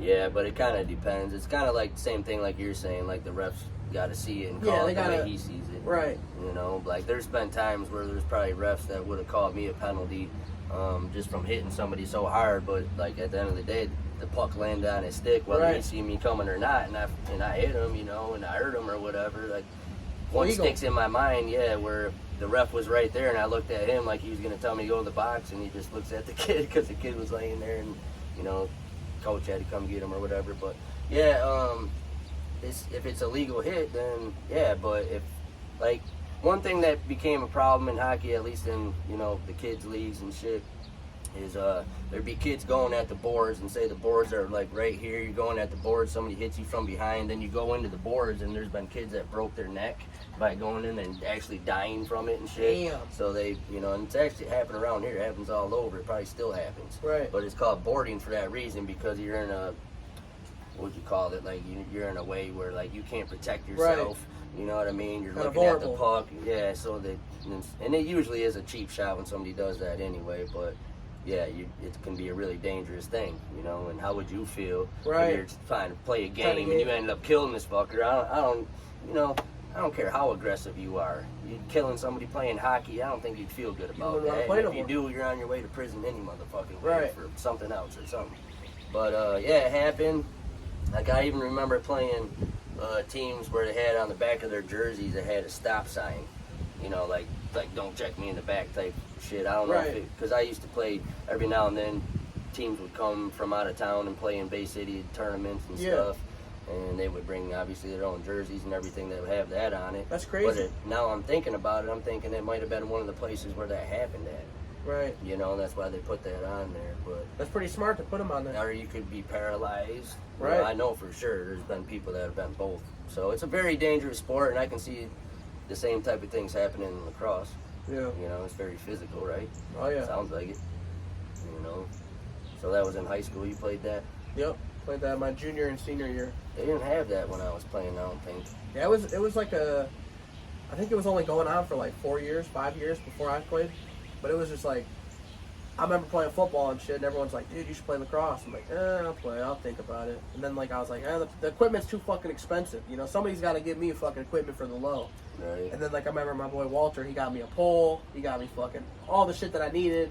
I remember Dylan Byington, I fucking bought a bunch of shit from him. Yeah.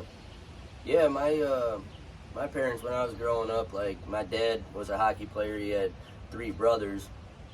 And my grandpa put all of them into hockey. My grandpa was a boxer, but he didn't want none of them to be a boxer, so he put them into hockey, which I guess maybe in his mind is the next roughest thing or something. But anyway, because my grandpa, he don't even know how to play hockey. He don't know how to skate or nothing. He was a boxer, and he just didn't want them to do it. But anyway, so they had all their equipment, so I'd be out there wearing equipment from, 30 years ago and shit, like passed down equipment. I used to love that. I used to love it though too, because I'd go out there playing against people with all brand new skates, brand new stick, and all this shit. I'm out there with my old ass shit, smoking them. But I never let that shit bother me though. Some people act like, I'm not saying I came from a dirt poor family or nothing like that. We have our moments and this and that, but it's all about. I don't regret the way that I am. You know what I mean? We'll just say that. Made you who you are. Exactly. And I'm pretty sure you feel the same way. 100%. I think you should. People always say, like, if you had the ability to go back in time, would you? And I'm like, man, I don't know if I'd change anything. Yeah, it's like the butterfly effect. But I might really just go grab a bunch of extra shirts. You know, like vintage shirts. Like, I think I would pay attention to that shit more because I know it's a big. Yeah, but then you would have did that, made fucking $10 billion, and then fucking die or something. Right. Might not still be here. Right. Some people can't handle that type of blessing. Right. You know what I mean? Really, like, I'm not saying you can't, but you know, I really believe in that. You know, like the butterfly. I don't know if you ever seen that movie. Ashton Kutcher. Yeah, I don't really remember it, That but shit I was understand psycho, the dude. concept. I remember he put a fucking dog in the fucking bag and beat the shit out of it. I don't burned him and remember some it. shit. I don't remember it, but I understand the concept and it's real shit. And before that movie came out, I thought of that before too. That movie fucked It's almost me like up. if you had that damn fly swatter and we could kill some of these flies, Woo. we might change the world. Right. You ever gone like fly swatter crazy? Fuck yeah. Dude. Especially if they start landing on me. These ones ain't been landing on me that I know of, but probably have. Yeah, I went nuts with fly swatters at camping. My wife was like, all right, you and flies, I get it, you don't like them. It's that country living, man. You can't get away from it. Yep. You know? I think it's that fucking tea, to be honest. You drink that thing yet? Oh yeah, she's gone. With that Bud Light then. We got Bud Light. What is it, Dilly I Dilly? ain't never seen you drink one yet. What's I'm it- glad that it's on camera. Is it called Dilly Dilly? Sure. That's what is it? Call it whatever you No, want. they used to have like the big old saying like, Dilly Dilly. You know, like I never heard of that one. What's that on? The commercial? yeah, the commercials. He's like, I don't watch commercials. No, I don't watch too much TV, honestly, but I don't never heard of that one. Dilly Dilly. I remember the fucking Budweiser frogs. I remember that The frogs, shit from back the in the horses day. and shit. I remember the frogs. They'd be like Budweiser. Yeah. You remember that shit? The teas That go was fucking funny. nuts. I got a couple I've never seen vintage. that. I got a couple vintage like Budweiser cups. I know they're killing it with them, man. I see them things everywhere. They're delicious. I never even had one, and you know, I might try one, but Oh, you got to get yourself I'm a cake. not too interested. I say that Twisted Tea, it really, I loved it before it was the greatest defense mechanism in the Yeah. band. You know, I'm sure you've seen when dude busted a Twisted Tea over the dude's fucking face. You remember that shit? You keep on telling me this, but I don't. Damn. So this dude, right? He's in the fucking store. This white dude or whatever. And he's like talking shit. Dude drops his fucking tea. You gotta watch it. He literally was like, just said like some fucking racist shit to the dude, and he's like, "What are you gonna do? Hit me!" And the fucking dude like grabs his fucking can, Oh, okay, yeah. flips I that get bitch, what and you're just saying. fucking just Yeah, smacks him. make you like the Hawk or something. Man, it was crazy. So you I seen the Snoop Dogg and Corona thing. Fuck, it looked like a bee. damn big ass motherfucking fly. I seen the Snoop Dogg Corona thing, and I kind of thought that too. Like when I first heard, oh, there's a thing coming out, the coronavirus. I'm like, what do you mean? Corona's got like a bad batch of beer or something Right. like that? Like it's kind of what I thought, and then it really did fuck up their sales. Like Oh it had yeah, to have. had to. You know what I mean? Like, how are you gonna feel when everybody's wearing a mask? and Drinking you a go in Corona there during Corona. And you walk up to the counter and set a case of Corona on that motherfucker. Everybody's gonna back up from you. Right. You know, I could see that happening. But, no, I've always been a Bud Light guy, like I said. You know, you could definitely, if you had one sitting there, like, fuck it, try it. I would crack one and try it. But, Yeah. so is the peach better than that one? That one's half and half, it says. That one's like low sugar. So they got like a dark blue one that's full sugar. They got like flavored packs. They got all types of shit. They're fire. I think like I was telling before, like off camera, you really gotta like love tea. You know, I think if you enjoy tea, or like if you would sip like a twisted tea or like a half and half tea, Yeah. if you would drink that shit, you probably fucking love these. I enjoyed it more than I used to. I used to hate it as a kid. Yeah. But I've grown out of a lot of things. I used to be allergic to fish as a kid. So, like, if you were grilling some fucking perch or something like that, and I would love to try it. I'd be like, hell yeah, I can't wait. It'd probably be like only the third time I've ever ate it. Yeah. You know what I mean? Or some salmon or something like that. Like, I've tried a little bit of all of it, damn near.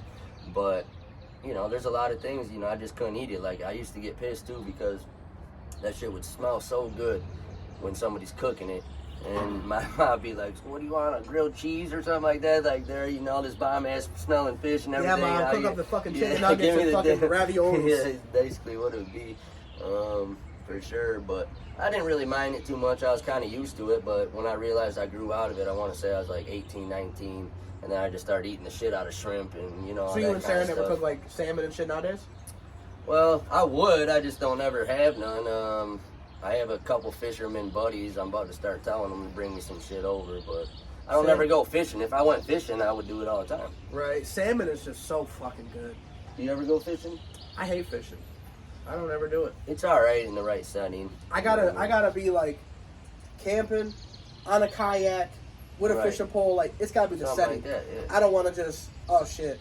Well, Let's just get up and go. Well, one time I went with Sarah's father-in-law, basically, and he had this boat that we were going out on the bay with, and he had like all the downriggers, they call them, where like there's like basically 8 poles in the water, and you're kind of just floating along a little bit. Man, it turned into a job. Yeah. Like every bing, bing, oh, there's a fish on. Somebody reeling one. Like, we got out of enough people to roll in all these damn fish. So it turned into like an exciting fucking job. I've That's never just been fun fishing like that. When you have a bunch of fucking poles, like, they're literally like, you just stick the pole But in even it. if you do, doesn't mean you're going to hit the fucking fish. No. He was fucking hitting them. Yeah, I've went a couple times. That was my first time fishing.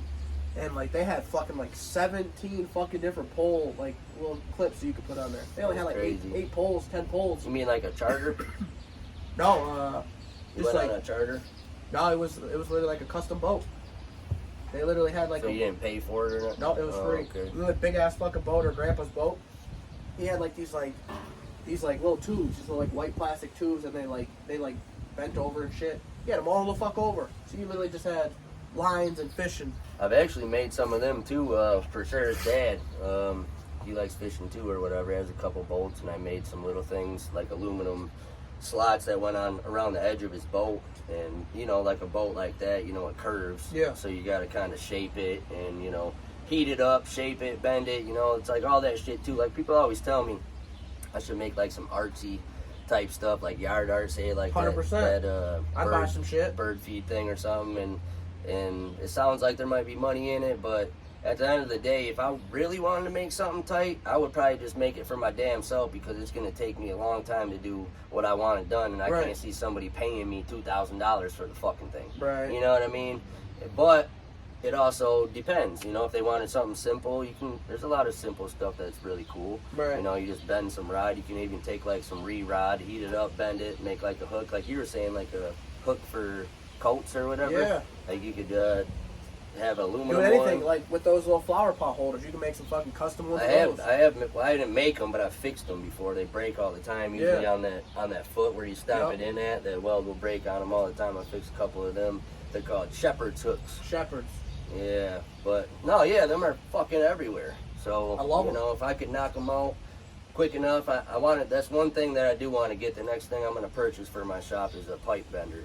Until then, I have ways to bend pipe and do this and that, but really, one of them would take two seconds. If I Right. had a little pipe bender, fucking bend that stuff real quick, line it up, tack it together, get it nice and lined up, square everywhere, and okay, good.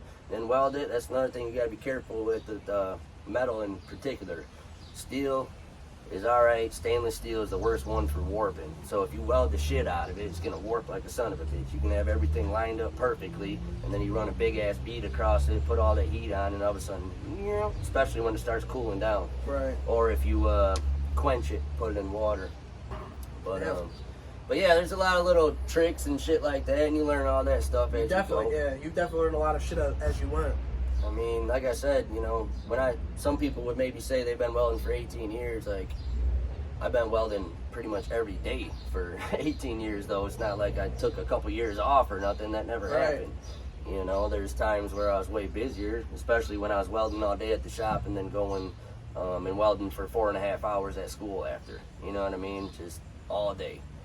Fucking, I felt like I could do it. I have a dream, and just somebody, put a Right. piece of pipe right there, and I just, What would you say short-term goals and then long-term goals? Like, I'd say 6 months to a year and then 5 years. You know what I'm saying? What would you say is your goals for not only you as a business, but, Well, long term, short term, preferably have my own product that I make and possibly get contracts. I've been looking into government contracts because you can bid on them or whatever, Yeah. and I feel like I would win a lot of jobs, but it's so like complicated to the point to where it's like I'm not that savvy with the computer and shit. I think you already know that. Yeah. But I'll do my research and try to figure shit out and get government contracts would be a nice thing coming up soon. But also eventually have my own patents, of my own products that I make and stuff. And long term, I guess being able to help other people too. Like, not only with charitable stuff, but obviously building a company where I have like 20 people that work for me to lighten the load on me and Right. be able to bid on bigger jobs and do all that Keep shit. shit You know kind what of I flowing mean? in. So I feel like, you know, sometimes, like I said, I'm a believer in God, so sometimes I look at it like, you know, I look back like, why hasn't this happened yet? Why hasn't that happened yet? And then something else will happen and be like, well, that's why. It's God's plan. You know, it's how I kind Right. of look at it.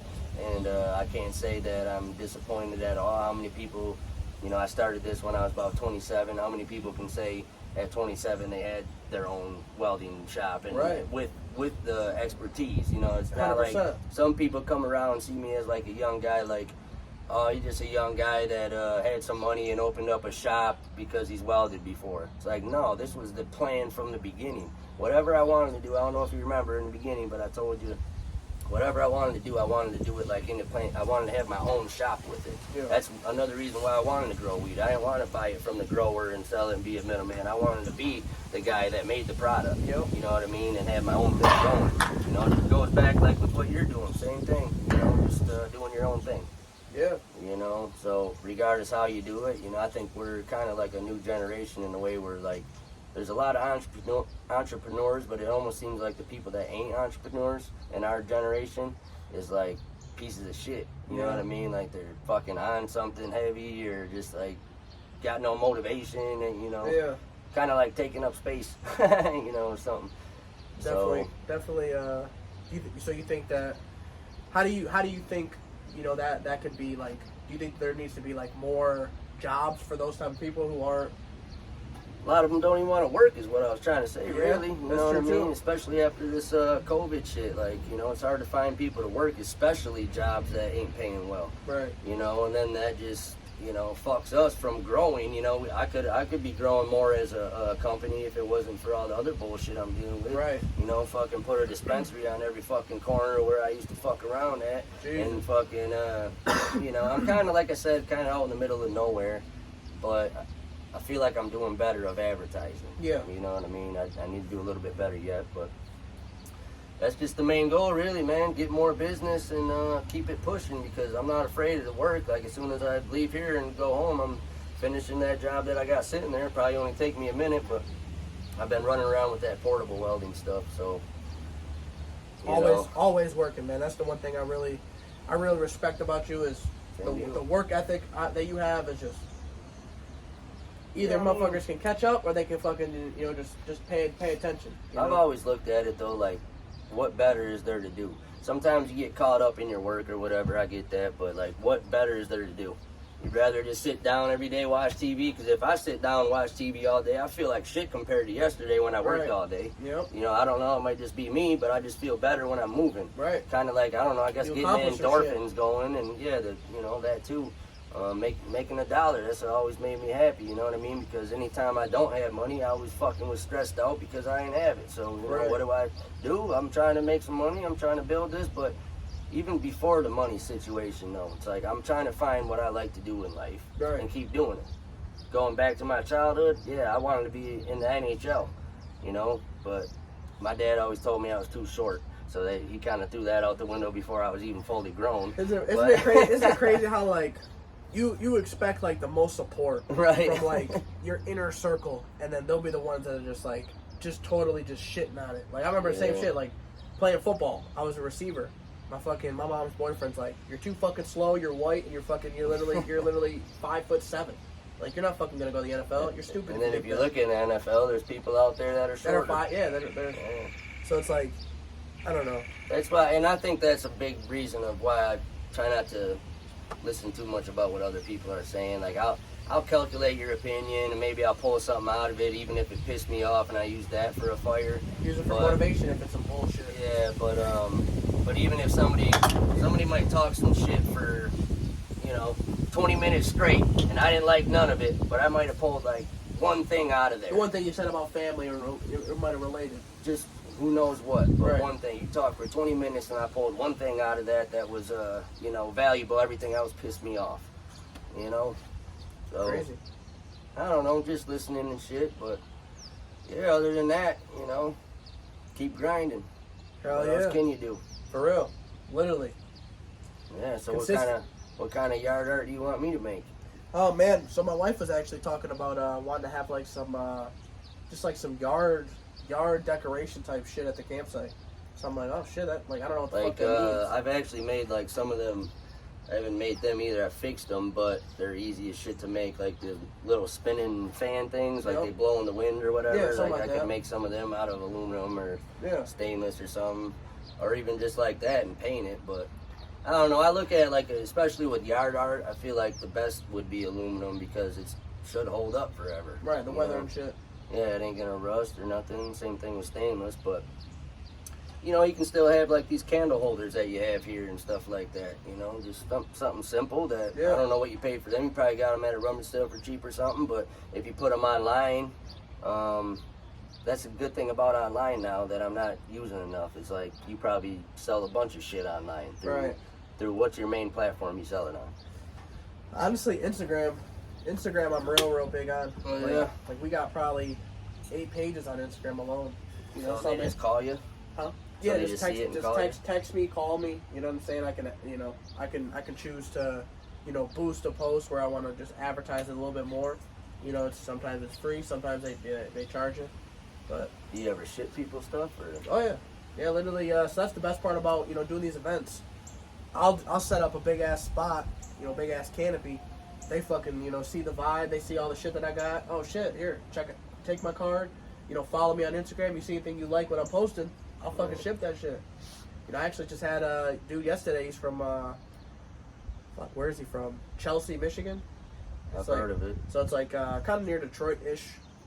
But he reached out. He was like, "Hey, bro, I need some jerseys." You know, I was like, "Oh shit, you know, I'll take some pictures. I'll send some videos. You know, when I get a chance."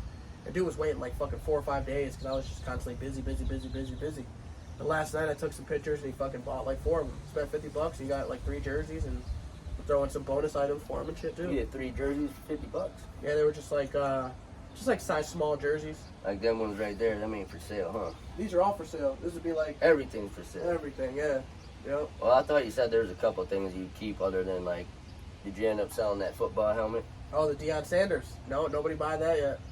Yeah, I don't even know if I would sell it if I were you, but see, I guess there's a price for everything. $500. It can go. $500. It's yours. That thing's in mint condition too. It looks like. I wanna put it in a frame. That's what I really want to do. Like, so if I put it into a frame, now it's got, you know, a $30 frame. Now I can charge $600 for it. You know, same thing. Versa. Same thing for them shirts that you framed them hockey jerseys for me. Yeah, because the one actually that was the last season that I played with my buddy Kramer. And you know, and then he passed away, and his mom gave me his old hockey jerseys. Remember what they looked like? It just had Kramer on the back or whatever. And jerseys you wanted framed for your buddy. Yep. So I got them, and I don't know.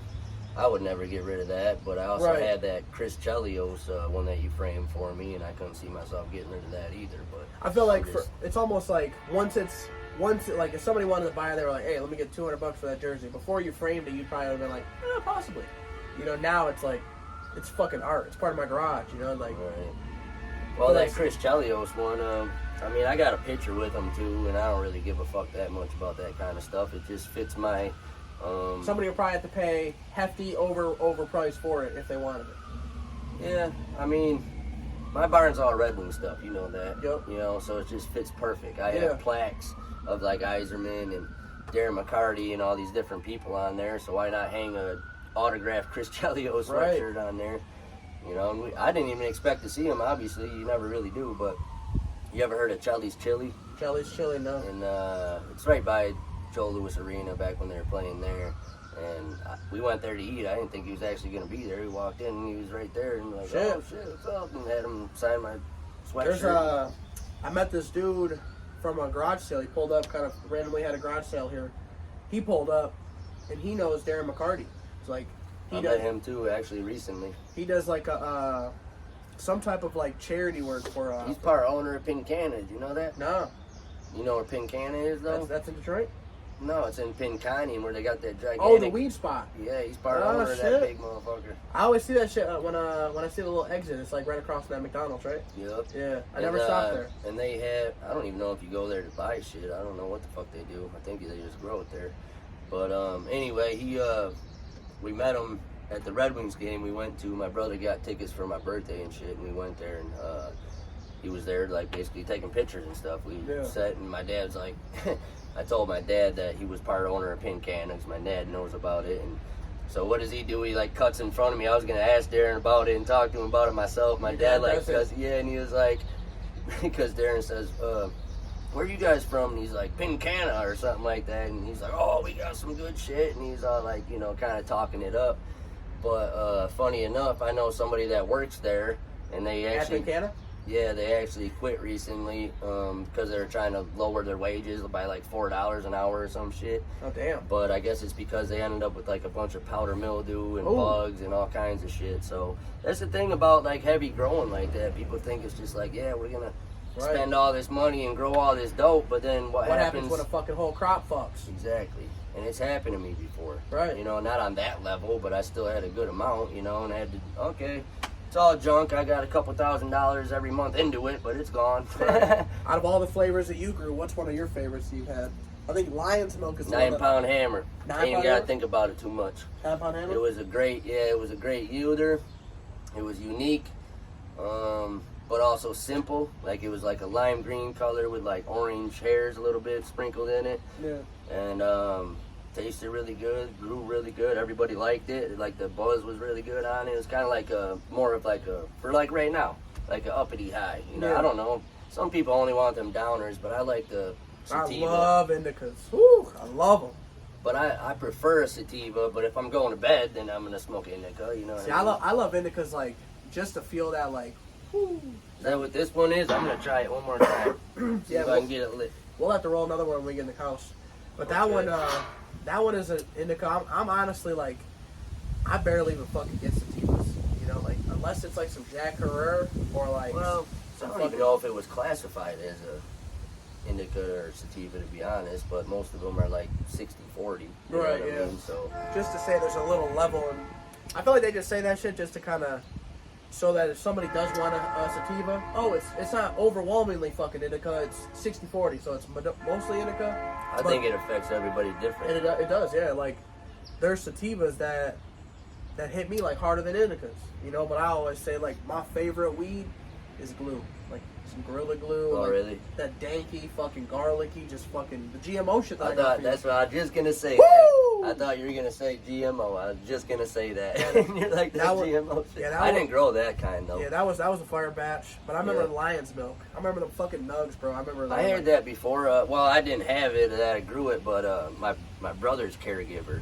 Funny enough that I'm a caregiver, but my brother had a different caregiver, you know, whatever. But anyway, he had been his caregiver, and this dude's been growing forever. He's like 40 something. But he had Lion's Milk, and was it like really frosty, like like white looking? Yep. Yep, that was a good kind. What about Juicy Fruit? Juicy Fruit, that was a good one. That shit literally tasted like the gum. It literally tasted exactly like the gum. That's what was crazy. Yep, that's a good one. What else I got there? That Purple Punch, man, I still stand by that. That's the most purple that I've ever seen ever. I've never seen, you'll see like darker color with purple in it or whatever, but this is like damn near pink. Right. It's like a straight up purple, like, it's not dark. How would you say like the growing process for that was? Because a lot of people ask like, oh, it's the cold that makes it purple. What would you say? That can happen, but this one I didn't have to manipulate it at all. It was purple when it was fucking vegging. It was purple when the buds were this damn big. The stems were purple as shit. It was just, the leaves were purple as shit. It grew that way the whole time. Yeah. And I bought it thinking like, I don't know, maybe it'd be some purple shit, but also it's the phenotype. I had 5 different seeds, and only 2 of them were purple, so I just took the most purple one and cloned that. Right. You know what I mean? So made it the mother. Yeah. So if I had 5 seeds, not all of them turned out like that.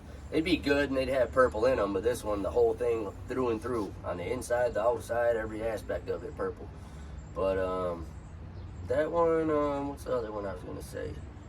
Well, I don't know. What's the favorite one you had from me? Oh, besides man. GMO. So many. I feel like that's what, like when I started this like weed page, like I literally would document every weed that like I smoked. Oh, really? And I wish that I would have done that shit. Like a weed journal. Yeah, like a weed journal. That's like I wish I would have done that shit when I was grabbing. 'Cause I remember there's so many different flavors that you had, and I would just try to grab like the most flavors. Yeah. Yeah, I mean, that's why I always tried to have it that way, though, because even me as a stoner, I don't want to just grow all the same kind. You know, I want to grow as many kinds as I can just as a stoner. Right. You know what I mean? Like, obviously, from a sales standpoint or whatever, then you would want to have variety for other people, too, but it was never hard for me. It was like a no-brainer. It's like, Right. obviously, I want to have as many kinds as possible, but when you only have it grow so big, it's not like I'm going to have enough room for 20 plants and 20 different kinds. I think the best one I ever had from you that I remember, I don't even remember the name of it, but I remember I got it over at Marlana and their house. Fire. Marlena, yeah. Yeah. I I don't remember what that one was, but that was some fire. Back then, it's hard to say. That was a couple years ago, wasn't it? Maybe like a year ago. Yeah, trust me, you ain't gonna miss them as neighbors. They're always fighting, so something would have happened eventually. Right. Last time I talked to her, I was like, I think I tried calling you too or mentioned something about it, but had them fireworks or whatever that I do every year, and I was like, yeah, come on out if you want to or whatever. Oh, we just broke up, and it's like every time I don't even talk to you that much. Every time I talk to you, you broke up, you know. So you don't want no drama. Yeah, so you don't want no drama anyway. But yeah, no. What'd you guys do for 4th of July anyway? Fuck, I literally.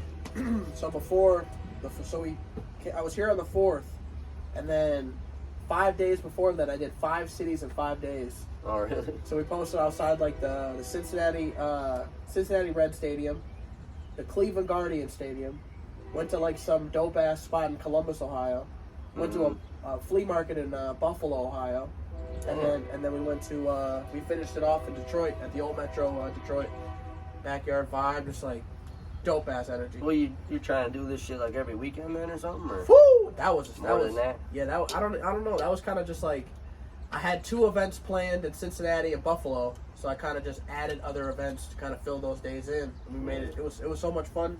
Like we went and met so many random people, so much random support. Cause I took McNass with me. He's an artist. Yeah, that's what's good about it. You know, there is a lot of good people out there. It's like So we can't many. just be trapped to just Bay City and all Definitely this not. small shit. You know what I'm saying? There's so much more to the world. That out of city support is fucking real. Yeah. So real. Well, and that's another good thing about like your online ventures. You know what I mean? Yep. Like you're spreading. That's what's so beautiful about it. It changed the world, but in good ways and bad ways, I guess. You know what I mean? But you can really make it good, and that's why I try to kind of distance myself from it. Like I said, I don't have Facebook and all that shit. And even when I did have Facebook, I set it up as T Prime Welding, and like I didn't get nothing but drama out of it. You know what I mean? I never got a job out of it. So I'm getting rid of this shit. You know, like ex-girlfriends hitting you up or something like that, and it's just like, no, this is just toxic. You know what I mean? Is what it turned into. And besides that, everybody on there pretty much was they already knew that I welded. Right. You know what I mean? I wasn't getting to new people. You know, but that's what Instagram is, right? Like you're getting to people you don't even know. To people you don't know. It might be somebody in Atlanta, Georgia that's gonna see this podcast and be like, oh shit, let me tap into this page, you know? They might not fucking, get something from you, but they're at least fucking tapping in. You know, that's what's cool about it. And, whether it's, I don't know, that's why I really like, for something that you have, it's so dope because I feel like with the merch, you can have people from out of state buying your merch, support your merch. They might not ever fucking, Well, that's another thing I was gonna say too. Like the first 20, maybe even 50 shirts I have you make, I ain't gonna get $1 for none of them. I'm gonna pass them out, and that's how I'm gonna get my monies, by passing them out, having them be a dope shirt that people want to wear. You know what I mean? And that's how I'm gonna get my money. Advertisement. What's better than a walking around advertisement? You know what I'm saying? Or this too is a good way. I started doing like this shit with like $10 or less items. I tell them like, hey, pay what you want. Oh shit, pay what I want. Sometimes I don't want to buy a fucking. Sometimes I'll give you 50 just because you said that. Yeah, but it's like, you think about it. People that sell custom clothes, like some person might sell this jersey for $100. So if you tell them, hey, pay what you want, but don't fucking, don't Jew me too bad. Okay, I'll give you $40. Run it. Or I seen you had that one table or whatever. It said that because don't you have tables that say that? Yeah. I didn't know if you had that online too or what, but yeah, that would fucking get ate up. For real. But I think that'd be cool. Is like, kind of going around like, oh, you're fucking giving them out already. Hey, pay what you want. Pay what you want. Let me fucking tell you about what I do. Here's a card. You fucking, you're from the area. Hey, you need anything done? Well, you're definitely spreading the word. I mean, I would even have you put mine on that table, or you could even just say, you know, I don't know, like, I would prefer, like, if you, say I gave you, like, 10 t-shirts or sweatshirts or something like that, you went to an event, and you seen the right guy come up, he's like some biker-looking guy, or like an older-looking guy that actually might want me to weld something for him, or know people. I think here... Yeah, I'll put it behind the table for you, and yeah, you'd be like, hey, I got something for you. I think doing it here at these Tri-City events is the perfect spot. Fuck yeah. That is the, like, perfect People spot. ain't gonna drive 5 hours to get something welded. But they will drive an hour. They will drive 30 minutes. Yeah, they have. They do it all the time. Right. A lot of the people, other than the people that live right in my circle, obviously, they come at least 20 minutes. Right. I had these older people that came on like Friday, and I felt so bad because like you could tell they didn't know how to work like Google or whatever. Right. Like, where are you located? And I'm telling them. Type in the address. Yeah, and I sent, you know, whatever, and dude, it took them probably like an hour to find the fucking place. Oh shit. You know what I mean? But they're like the sweetest people. They're like, you know, they gave me extra what I asked when they came back to pick it up. I go to walk away, she's like, God bless you. And I said, oh, God bless you too. And she hands me like this note, and I opened it up, and it was all like, all this religious stuff.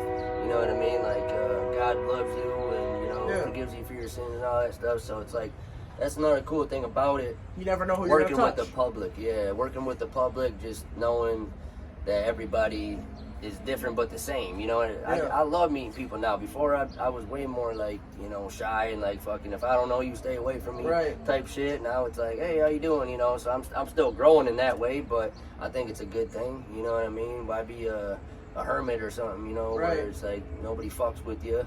That sounds like a boring ass life to me. Like, I watched fucking Undercover Boss. Oh, fuck, that show. I love that show. And it's like, this dude, he looked like fucking Hulk Hogan, right? He was the head of, like, the buffets and shit. Yeah. So he's, like, kind of, like, doing the Undercover Boss shit. And he kind of has, like, this fucking Hulk Hogan persona. And he's kind of just, like, so, like, what so company serious. was it? It was, like, buffets, like, like Old Country Buffet, like Ryan's Buffet, like, all these buffet chains. And he basically would like kind of give these like customers like an unwelcoming feeling the way he'd like approach them. And like the one girl, she's like, you need to be like less like Hulk Hogan and more like Suave. So he's like, oh, you're right, you know, like so he's kind of teaching her like be overly nice to these people, because if you're not overly nice to these people, they're not gonna fucking tip you. You know, like if you don't do your job the best you do, like you said, all in, they might not leave you a tip. And then he bought her a new house or something, huh? Yeah, bought her fucking, yep. He literally bought her a house, bought her a fucking, paid for, That's why I like that show, too, because they have no 7-Eleven is some cheap motherfuckers, though. You watch the 7-Eleven one? They didn't get You ever watch Steve Will Do It? Yeah. Shout out to Steve Will Do It, man. That fucking motherfucker. Jerry. He gives away all that money and does all that cool shit. I'm like, man, I would love to do that one day, you know, just walk up and change somebody's day. Like, it's amazing. You know, just Shaquille O'Neal does it all the fucking time. Right. You know, which I wouldn't do it with the camera right there, but you know what I mean? Just the fact of, like, just knowing that's enough for me. I don't need to put it on YouTube or some shit like that, but it's even better when you're able to document it, so, like, you just change one person's life. You're inspiring, just like Steve will do it, inspiring me. You had a little camera going and, you know, kind of just behind the scenes. Now that fucking video has 200,000 views, and all 200,000 views know the impact you fucking are bringing to the world. Plus, you're making money back out of it, and then continue making money and giving it out. You know what I mean? It's not like a one-time thing. You just do it one day, and that's it. I used to be like real like, oh shit, I'm working. I don't need to show you that I'm working. You'll eventually notice. But then it's like I realize there's so many people that love to see that behind the scenes work. You know, so like, say you're working, right? Set up a little camera, set up a fucking video, let it time lapse. You fucking did it for 20 minutes. It's gonna record it for 5. You know, for 3. You know, so like, boom, you can now record that. You can now share that video to the world. Let them know, oh shit. Even though they don't have to watch for 25 fucking minutes, but they can watch it in a 3-minute video. Like, oh shit, he's moving all the fuck around. This is dope. You know, so they kind of get the more of like that inside to you, you know, like, because if you think about it, back behind the scenes. Yeah, if you think about it, you know, if you're a business and you're out there, you know, talking, you're out there getting people, you're making yourself look like more of a person. Yeah, they're essentially, you know what I mean? Supporting you and your business. They're sure. You know that they could care less if, you know, it's fucking Rod that fucking does metal, that this does Revel. You know, it's T Prime Welding and Fabricating that they want to fucking make sure they support. And I still feel that same way. with the way that the fucking market came with the bud, it's like, you know, certain people come around. It's like, I know you're here just helping me out. If you're coming here to buy like a half pound or something like that, I know you didn't have to come here to buy a half pound. You know what I'm saying? Right. You're doing it because, you know, I'm fucking sitting on something. You're helping me. Yep. You know what I mean? Because the shit crashed as soon as I fucking harvested. You know what I mean? And everybody knows that. And it's like, you know, even just come over for 1 ounce. You drove by fucking 20 dispensaries to get to my house. Yep. You know what I mean? Fucking, here you go. And on top of that, here's some more. You know what I mean? I did that one dude last week, and he says, oh, yeah, yesterday was my birthday, you know, blah, blah, blah. Oh, shit, here you go. Hell yeah. Happy motherfucking birthday. Yeah, you know, but, and that's really what it's about, too, building them relationships. Yeah, You know, that's what's good about some of the welding people I have. Like, I got 5 numbers, I want to say, in my phone. It's not a lot, but, that people that consistently call me to have them weld shit, have me weld shit for them, so. And they've also sent friends over. So it's do a good job, you know, build that relationship. I think a big thing too is fucking do what you say. Like even the guy that I did the welding job for yesterday wasn't sure if he wanted me to come do it, blah, blah, and he wanted to save a couple bucks and this and that. And I was like, one thing about me though, I'm gonna be here when I say I'm gonna be here. If I say I'm gonna be here at 9:30, I was there at 9:25. Right. Guess who wasn't there though? Him. Yeah. But anyway, like he was dealing with people not showing up. You know what I mean? They're not showing up to work. Fuck practice. They ain't even showing up to work. Right. You know what I mean? And that's the type of people we're dealing with lately. But that's what I feel, really. You know, if you're gonna start a venture of your own business, I don't give a fuck if you're in the middle of sleeping. If that's what you do, you gotta have your phone ready to wake up. You know, obviously my shop, people ain't gonna be calling me at 9 o'clock to have something welded. Not all the time anyway. Right. But they might be calling about a job that I want to do. I gotta at least answer the damn phone. Right. You know what I mean? Or call them back. A lot of people won't call back, and you know, you just gotta have that mind frame, I guess. I know you do. Shit, I don't think I've ever called you and not call me back unless you're on vacation or something. Right. You know what I mean? So I usually just, for me, it's like certain people you always make the time for. You know, especially people that are always supporting. So like, if I'm on vacation, 9 times out of 10, I'm gonna answer the phone. You know, but say it's fucking this dude who's always fucking, you know, window shopping, or he's always just asking about these fucking clothes. Hey, what calling about the same bullshit. Yeah, it's like, okay, I'll get to you, but I'm gonna get to you after I'm fucking done, you know, enjoying my time with family or this job or that job, whatever. And people gotta understand that. But I mean, there's people out there like shit.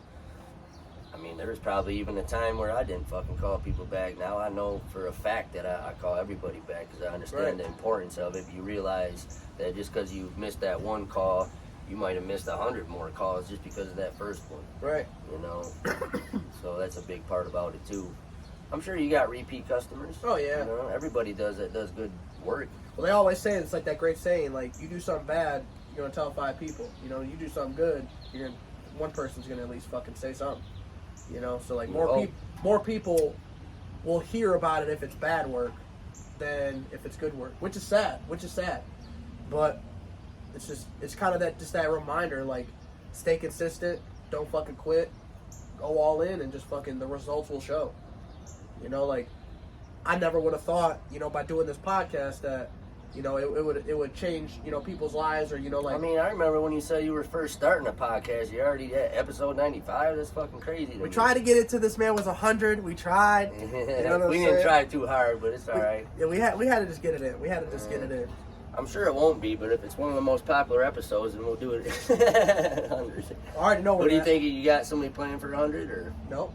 No. When it happens, I already know I'm gonna have you for a follow up. Who you got lined up? Well, I got Treasure Neck. She's like a fire female. The rapper you were telling me. Yep, she's out of Georgia. What's her name? Treasure what? Treasure Neck. It's like Treasure Nick. Yeah, Treasure Nick or Treasure Neck. She's like a fire like, she's like a thick black chick that she makes fire music out of like Atlanta area. So you'll hear about her. She's fire. I know you played somebody for me, but I'm not sure if that's who it was. I know the I females. think you played. Didn't you have like a white girl rapper? I think you played me that one. She is Becca Baby. Oh, okay, that might be it. So we got Becca, like female artists around here. We got Becca Baby, Nacy Santasia, Blue Moon, Angie. She's fire as hell. Did you have all them people show up that was on the card? Because he said it rained that day. Yeah, they were there. They all performed. Yep, that's what's up. Yeah, there was rain or shine. That was crazy. We literally But it was had, an outside venue though? yeah, it was an outside venue at Volume 2. It was literally pouring rain out. We had fucking people coming from across the street, you know, just fucking running in the rain, just coming to shop and coming to get the vibe. And I remember literally, I had a whole table full of fucking like jackets, fucking, you know, like fanny packs, bags, all type of shit. I shit you not. This is no bullshit. This shit was soaking wet.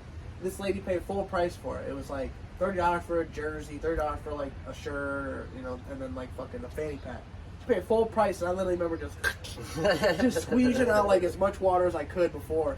And yeah, it was one of those moments. I was Well, like, you know, that goes back to like certain people in this world. You know what I mean? They'll walk around all nonchalantly. Like, I know people probably think I'm lying, but my shit's all burned up. It's all fucked up. My clothes. This is pretty much my whole wardrobe looks like this. If I'm fucking sitting on millions of dollars, I'm still gonna walk in and wear look the like same this. shit. I swear to God. You know, some people just, they come up walking, looking regular as shit, and then they see you and they respect the hustle. They don't have to sit there and tell you their whole life story. They know in their mind what they did. Yep. And like, I'm gonna help this guy out. He reminds me of me. And they ain't got to say that. Yep. And they just do it. You know, and I catch myself doing that sometimes, but to be honest, I don't get out fucking much. You know what I mean? You got me the fuck out of the shop and out of working for a and minute. he wasn't late. As he said earlier, he's on time. You know what I'm saying? So like, on time, I was being on 20 time. minutes early. We had time Yeah. to roll one. And Damn right. everything. We're about to roll one after this motherfucker. Yeah, but no, I mean, it's really about, you know, just putting yourself out there too, you know, and that's what I'm trying to do more and more. Like, you know, before it was like, if I just do a good job, I'll be straight. But no, there's more to it than that. Yeah. You know, if I just do good at what I say I can do, I'll be straight. You know, and that's cool, but nowadays you got to put in extra effort, for real. It's definitely what I've realized, like with that extra effort, like people, you know, I've often, you know, had this conversation with recently with an artist that I fuck with, you know, named Chainless. We had a conversation, and he was talking about he really wanted to just kind of get 100,000 followers, just fucking blow the fuck up, and just, you know, be out there already, just now. And I'm like, bro, you gotta think about it. Like, the grind to get there is what makes you appreciate that shit. Like, you are an artist. You are an artist that has 500 followers, 1,000 followers, whatever the fucking case. But you're working harder than these motherfuckers with 1 million. These motherfuckers with 100,000 followers, they're complacent. They think they got 100,000 followers, they can stop working as hard. Well, that's the problem too. It's like, you gotta keep doing it. It's like, why do you think people like, you know, Kevin Hart and shit like that get so successful? They're doing it still. Like, they could have quit years ago, right, but they do it because they enjoy it. Love it. You know what I mean? They know as soon as they stop, then this is where I stop at. Fuck that. I'm only fucking 30-some years old, 20-some years old, whatever. You know, I got way more to live. Fuck it. Yep. I hear about somebody dying, be like, oh, like, damn, how old were they? Oh, they're 64. That's young. Like, fucking, like, yeah, I guess that does sound young, but that's twice my lifetime. Right. You know what I mean? That's twice. So how much? I don't even remember like the first couple years of my life as a baby and shit. Who does? You know what I mean? So you add another 30 on or whatever. If you're Unless 30. I look at some pictures and shit, I don't remember either. But I'm just saying, like, you know, there's a lot of people say life's short, and it is. Shit does fly by. But if you really think about it, it's like, man, yeah, if God gave me another 30 years, fuck. How much could I do in 30 years? Exactly. How could I be upset with where I'm at, or upset about anything for that matter? Right. You know what I mean? Some business slows up or something like that happens. It's not the end of the world, and I can't stand when people act like something happens to them and it's the end of the world. Yeah. You know, I got fucking arrested with a felony charge, all the newspaper and all kinds of bullshit going on. Thank God social media wasn't out at that point. Right. You know what I mean? But I was still on the news and everything, and 17, go to jail and all this bullshit, and I thought fucking everything was over. But I wanted to fast forward like 10 years. I wanted to be like, man, I just wanted to fast forward 10 years. I was embarrassed. I was, you know, the shit was fucked up because I was doing pretty good, you know, at that time when it happened. But yeah, just one stupid mistake can fuck up everything. Though. How did you balance like that road to like just recovery type shit? As far as yeah, just kind of like staying away from the trouble, but at the same time, you know, like focusing on, you know, going to jail and seeing what that's all about, knowing I don't want to go back. Yeah. Pretty much a simple answer, but I also had, you know, a really good, I wouldn't say it was the best, but I had a good support system. Like my aunt, she's my godmother. Basically, I like to call it my second mother. and she always was there for me and kept up on me and helped me. Like my first welding class I ever took. Yeah, the first welding class I ever took. She my parents didn't have no money, so I asked her if I could. I told her, she wanted to give it to me. She won't let me borrow a fucking just thing. Work off or some shit. No, she wouldn't fucking. She just wanted to see me do good, so she paid $300 some for my first welding class. And this is your aunt? Yeah, godmother, Aunt Brenda, love you. Hey, shout out you, man. That's awesome. Yep. But anyway, she paid for that, and I'll never forget it. But yeah, she would never like take no money or nothing like that. So, what do? What's the next best thing to do? You get him a gift or whatever. Right. You know what I mean? So for Christmas, I got her something and shit like that. But it was all about helping me. It wasn't about like the money or nothing. She just wanted to see me do good because she seen me go through all that bullshit. And she's a social worker too. Yeah. She retired now, but she's all about helping people. She knew you needed a second chance. Plus, she'd been through her shit in the past too. I'm not gonna get into that, but she went through shit too, and as everybody does. I think people need to stop looking at it like judging somebody when it's like you don't know what the fuck that person been through, and you would be just like that person if you were that person. 100%. And I really believe that part too. You know what I mean? I'd be just like you if I was you. You'd be just, that goes for everybody. Right. But yeah, our experiences change us. Not saying you can't change. But at this very moment, you're that way from the past shit. Yeah. You know what I mean? You can change, but I don't know. That's just kind of how I look at it. Ain't nobody got to agree with me, whatever. But I think for me, like when I had kids, it was such a big eye opener. Oh yeah, I never would have thought in a million years like I would be like grinding, going crazy, working, not even for myself. You know what I'm saying? Like everything I do is like adds to it. Yeah, it's just like it's almost like like those kids were like, okay, that was like, okay, now I gotta up my hustle. Now now I have 3. Yeah. Now I really gotta go in. Like I really but can't. But that's another thing. It's like I feel bad for people that don't look at it that way. There's so many people that have kids and they're like, I don't give a fuck, or whatever, and they're just all about themselves. Like I feel bad for you. You're missing out, man. Right. To be honest. But and then on top of that, I also feel bad for people that I know would be good parents but can't have kids. Like that's 100%. fucking like detrimental. There's a lot of them people out there like that, and then there's people that don't appreciate it. So not a perfect world, that's for sure. Yeah, a little bit of balance of both. Yep. Why we got fucking pause to grab a fucking beer or what? Yeah, go ahead, grab a beer. Do some commercials. A little public service announcement for y'all. If no, I'm good. I got one right here still, sack full. Little public service announcement for y'all, man. Everybody talks about the challenge, but you know what I'm saying. If you guys want to do the challenge, I nominate 5 people. Do this challenge. The 22 challenge is basically do 22 push-ups every single day for 22 days. And you're asking me, what is the 22 challenge? The 22 challenge is basically, kind of to raise awareness for veterans and, service members that commit suicide every day due to, depression or, anxiety, whatever the fucking case may be. They take that, ultimate choice and make it a permanent decision. And, it's a very important topic to me, whether we, talk about military or just in general. I know a lot of people, we talked about this with Gifted and Chauncey. We need to normalize depression. We need to normalize anxiety. These things are normal to fucking happen. You know what I'm saying? You shouldn't be outcasted. You shouldn't be fucking feeling, down in the dumps, because you are depressed. Reach out to somebody. There's hotlines, there's people to call, all types of help out there. Whether it's, you want to call me and fucking, talk, or whether you want to, call somebody else. Either way, it's definitely one thing I want to make sure is known is, just to raise awareness for that shit. So tag the 22 challenge, hashtag 22 challenge, and make a change.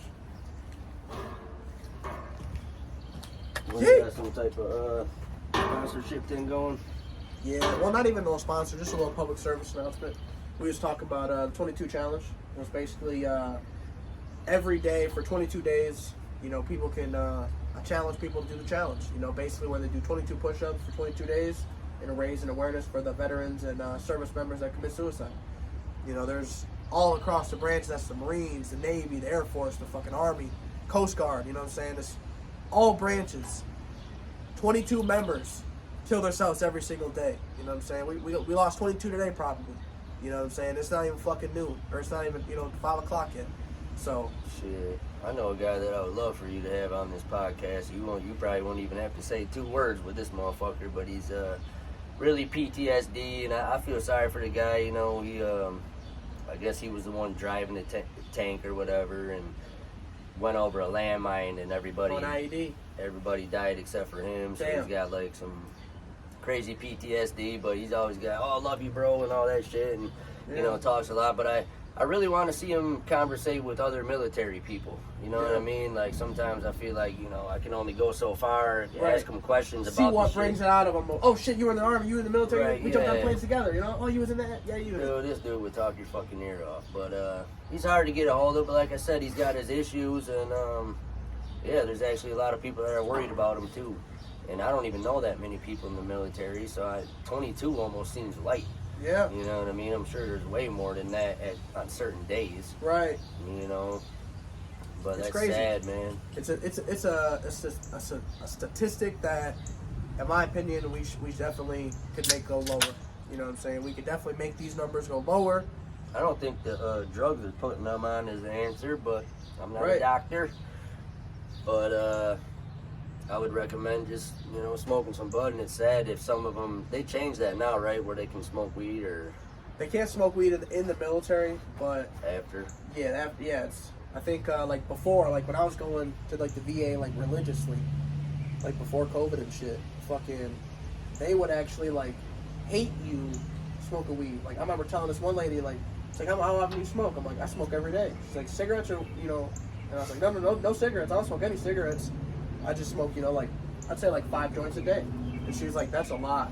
This could be the reason why you have anxiety. Yeah. This could be why you have depression. This could be why you and your blaming wife, it on the weed. This could be why you and your wife are going through some shit. This could be why, like, all these different things, they wanted to blame it on that. Oh, you're overweight, you're having fucking, you're having breathing issues because you're smoking, And it's just like, I get it.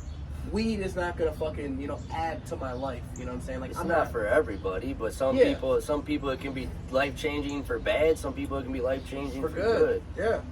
Shit. You would think the answer would be the fact that it can stop kids and shit from having seizures and shit. Like, obviously there's some type of medicine here. You know what I mean? Just regulate it instead of ignore it. And that's why I say, as a businessman, the dispensaries and all this shit all over this place, that kind of sucks. But as a stoner, I fucking love the fact that you can fucking pull up to a store and get some and not worry about driving around with a joint in your pocket or something like that and getting in trouble. Like all that dumb shit. It's like, focus on the real drug. We're actually known for the cheapest weed in the country. It's fucking crazy. People come from... You can't get no cheaper than what it is. People come from not Buffalo. People come from like Ohio and Illinois and Indiana. They literally buy it here in Michigan, Lansing, and literally just fucking, go back. What'd you say it was, like $50 an ounce or something? How do you get cheaper than that? It's giving it away for free. Basically. You pretty much already are. But, because I figured, I don't know an exact number. It'd be hard to say, but I want to say, like, you got a few $100s into every pound. So if you're selling them for $50 an ounce, that's only $800 a pound, right? Right. And then if you try to sell the pound for $800, it's like, well, I get the ounce for $50, so I'll give you $500 a pound for it or something. It's like you're just growing and for free and paying these trimmers and all this shit. Like, there's no money there, So you'd be stupid to keep on doing it. I don't give a fuck how much money you got into it. It ain't worth it. Well, I think you talked about it before. Was you kind of see the wave coming where like everything's cheap, kind of eliminate the competition, then boom, it's fucking skyrocketed. I think so. I think it'd take a couple years. From now, but like maybe like 2024 probably might even have something to do with the election, or who knows, we seen coronavirus come in and change everything. You never know what's gonna happen, but I think if everything kept going the way it is right now, eventually it's gonna be like the little guys are gonna be shutting down, then we're gonna be left with like just the big dispensaries that have dispensaries in the whole fucking country. Yeah. And then they're gonna be like $300 an ounce and shit. You know what I mean? Because you can't get it from nowhere else for $50 anymore. We're the only ones around, so we're just gonna put it at $300. You should see the fucking prices out in Illinois, like the dispensaries out there. I ran out of weed on a fucking trip. You know, like I thought it was illegal in Illinois. No, they got dispensaries there. Is it medical though, or Yep. Well, recreational? medical and rec.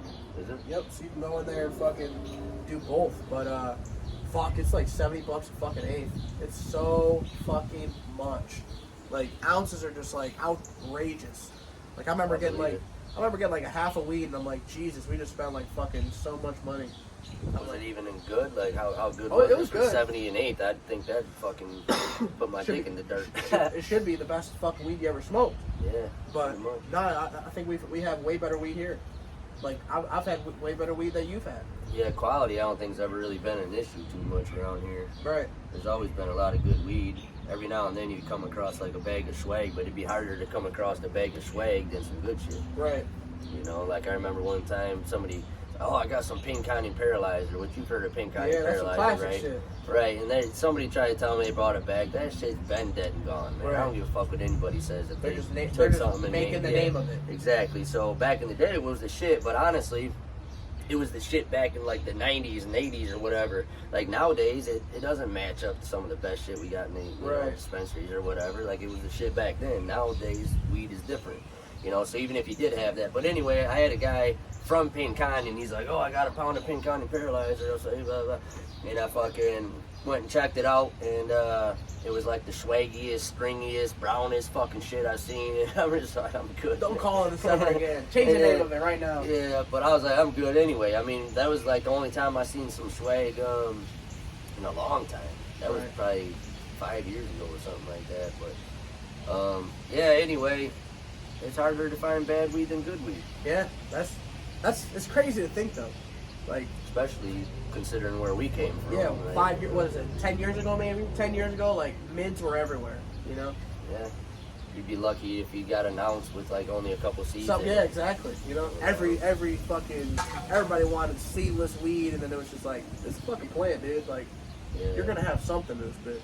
No, just from the standpoint of being a stoner, I'm happy with the way that it's changed. You know? Oh yeah. Finally seeing that, because I've even seen people's eyes open up to it, like my older aunts and uncles, even my grandparents or whatever. That was just like, oh, that's the devil. My grandparents never smoked, and I believe them. You know what I mean? But I think they might have. Grandma. Never. Same with my mom and grandma. Never. Oh really? Never smoked. But you guys are missing out.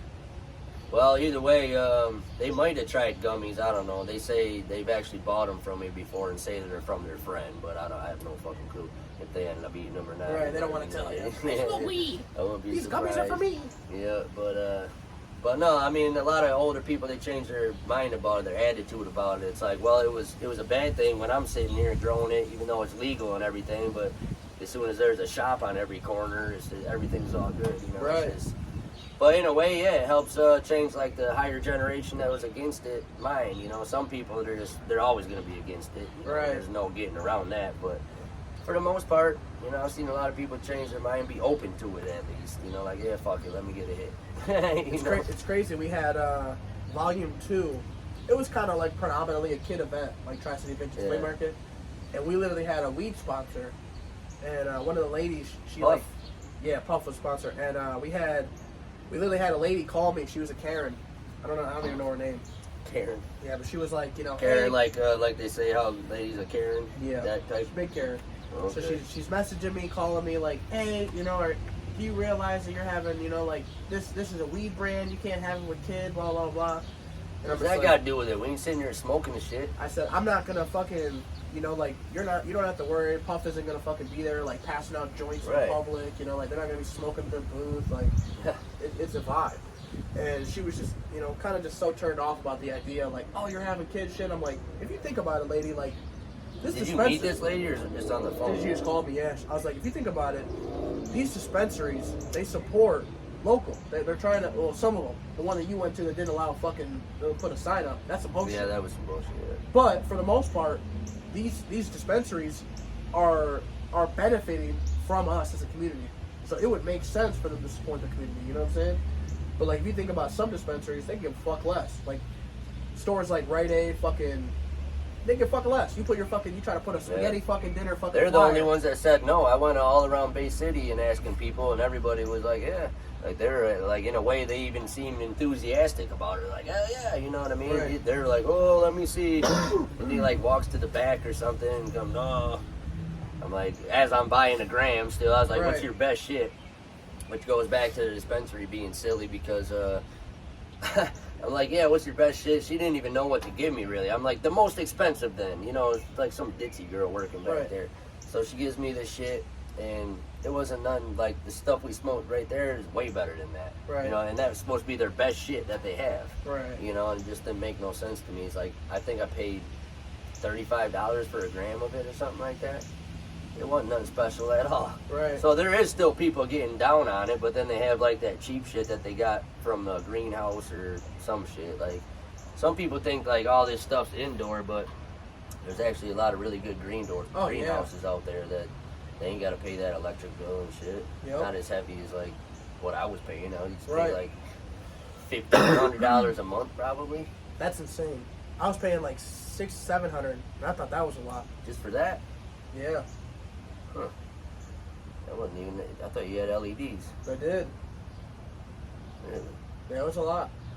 That was one of the reasons why I was like, oh shit, maybe, you know, because we got like a super low yield. I'm like, oh fuck. We spent like $600 on fucking the light bill for this fucking, you know, 3 months. And now I'm literally thinking about, oh shit, is it, you know, I think I got like 6 ounces, 7 ounces out of a little, like it was like 12 plants, 11 plants. Yeah, it was terrible. So I'm like, what the fuck happened? These lights, like, I got these lights from Amazon. The lights started fucking up. Literally, like, bulbs are fucking burning out. Like, it was just like. Yeah, hey, usually LEDs last for like. I thought 3 years. Fuck. Yeah, I think longer than that, supposedly. But should have lasted longer. These things, I was literally buying another one from Amazon just to replace the one that fucking they sent me because the shit was fucked. Yeah. So it got to the point where, like, I'm buying all these lights. Half of them are fucking burning out. Right. Just to fucking keep this shit going. And then we just got to the point where I'm like, no, I just need to fucking, you know, focus on what I enjoy most, you know, and that's like the clothes shit, you know, like. Right. Well, the one that I got, supposed to be 10-year warranty or whatever, but it was fucking $1,000 a piece, you know, and then yeah, after I bought them, the fuckers, the game went to shit. So it's like I spent all my money on all these new LEDs, and then now they're just sitting there. I don't even know I don't talk to a lot of people about it or nothing, but I don't even know anybody that would want to buy them. And if they did, I'd have to lose my ass on them, and I'm not doing that because they're still brand new. I'd rather keep them. Yeah, that is trying to get my smoke out your face. Oh, you're good. That's the one thing about, I think just the whole setup for us was like, yeah, we took a loss, but it was like, I don't really want to deal with this shit no more. You know, it's like, let me use whatever money I'm going to get back into it and reinvest it into something else.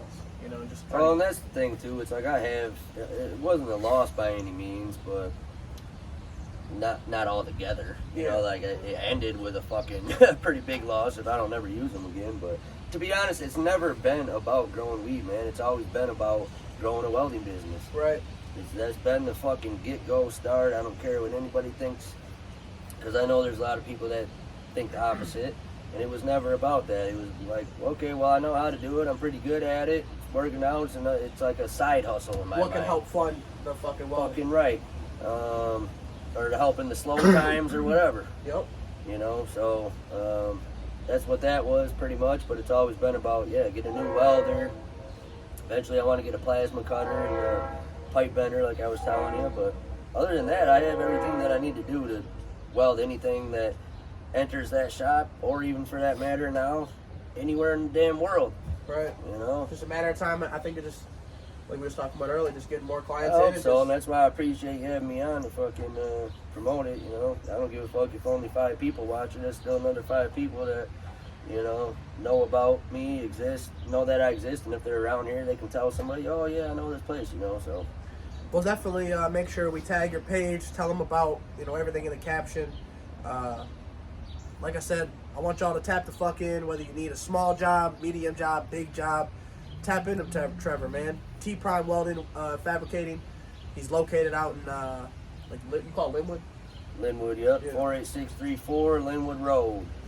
It's not hard to find, y'all. Just keep driving. You'll see it on the right side. You'll see it on the right. I actually got that. Have you seen that other sign that I got made? I got another sign put on the road, corner. right? Oh, no, Yeah. I didn't see it on the corner. Yeah, I put one on the road, and then I have one in front of my house, Yeah, too. I seen the one in front of your house. That's Yeah, I cool. put one because a lot of people turn at that road right there. It's a two-way stop, and a lot of people turn right there, and I'm only like a quarter mile down the road probably from that sign. So I just put another one up that said T Prime Welding straight ahead, and you just go straight ahead, and it's the second house on the right. Literally. You know what I mean? So That's, I think, was the easiest way to find it for me was when you said second house on the right. I was like, fuck. it's quite a ways down. Giant ass fucking field. Yeah, it's about a quarter mile, but it's not hard to find, man. Once you get out there, you know, you'll see it. But I'm trying to get more signs made and pass them out around here. Like I said, it's kind of sad that somebody, I didn't even really think about it like that until you said that. It's like, really? They told you no? You know, but that is some bullshit. Yeah. Looking back at it, I asked everybody else, and they're like more than happy to let me do it, you know. They might not have lasted there forever because some people will like hire, because I put one at Gilroy's, right? Well, I'm sure Gilroy's doesn't cut their own grass. They probably have a company take care of it or whatever, and I don't expect the grass guy to take it out, cut the grass, and put it back up. So sometimes they disappear like that, or for whatever reason they disappear. But I don't care. They're like $10 a piece. I'm gonna keep putting them up. Yeah, know? they can get them for like $5 a piece. Fucking like How Walmart. big? Yeah, just like the little size like these. Well, I'm talking about with the size print like on that? it. Yeah, but I mean with the print on it already. Oh yeah, you'd have to fucking. We just write on ours, like a yard sale type shit. But yeah, I could definitely see if it's a legitimate fucking business logo on the sign. Yeah, $10 seems good. You know, I'll put one in front of the house. Well, I had to buy like a few of them, but you want to put one in front of our house and shit? Hey. Yeah, I mean, shit. I try to get the busiest roads possible. You're kind of like my house. You're in a private area, you know. But I appreciate it, and that's another thing too. Like I always have people. Like I have somebody I know that lives on Center. He's like, "Yeah, bring it by," but it's like I don't want to, you know, stick it there and have that person feel like it's got to be there forever or nothing like that. It's not like I'm going for an election and when I win, fucking, you can take it down. You know, it's like. But at the same time, it's like I would always like how you was talking about a Gilroy's. You know, take it off. Mow your grass, put it right back in, you know? Yeah, I just don't want to, kind of seems like a burden for some people. I'd rather do it at a business if they can keep it up, but yeah, I should put one. I bet Airgas would let me do it. I spend a lot of money there. That's where I get all my argon and all my welding supplies, you know, so. I definitely think a lot of businesses wouldn't mind, especially if you tell them, you know what I'm saying, hey, I do this, this, and this, you know what I'm saying, I'm trying to put the word out there, I got great fucking prices, you know what I'm saying, like, you take care I definitely do that. You take care of people, so. I'm almost hoping when I do that they're going to be like, you do what? Oh, can you weld this for me? You know, I'm almost hoping that's the first thing they say, really. 100%. Like, fuck the sign. I'm just here to try to get some business, you know? So that's all I need, man. Just keep growing as a business. I know that I can do the work. I know eventually I'll find the right guy. I'm looking for probably like a 22, 24-year-old kid that, you know, has motivation. He's going to be there when he says he's going to be there. He don't have to know how to weld, but he has to know how to read a tape measure. You know, because believe it or not, you find people that don't even know how to read a damn tape measure. You know what I mean? It's kind of sad. But, yeah, absolutely. And not be afraid to work with tools, obviously. You know, like cutting and grinding is what they're always going to be doing. So, kind of a younger kid that I can kind of mold the way that I want him to be.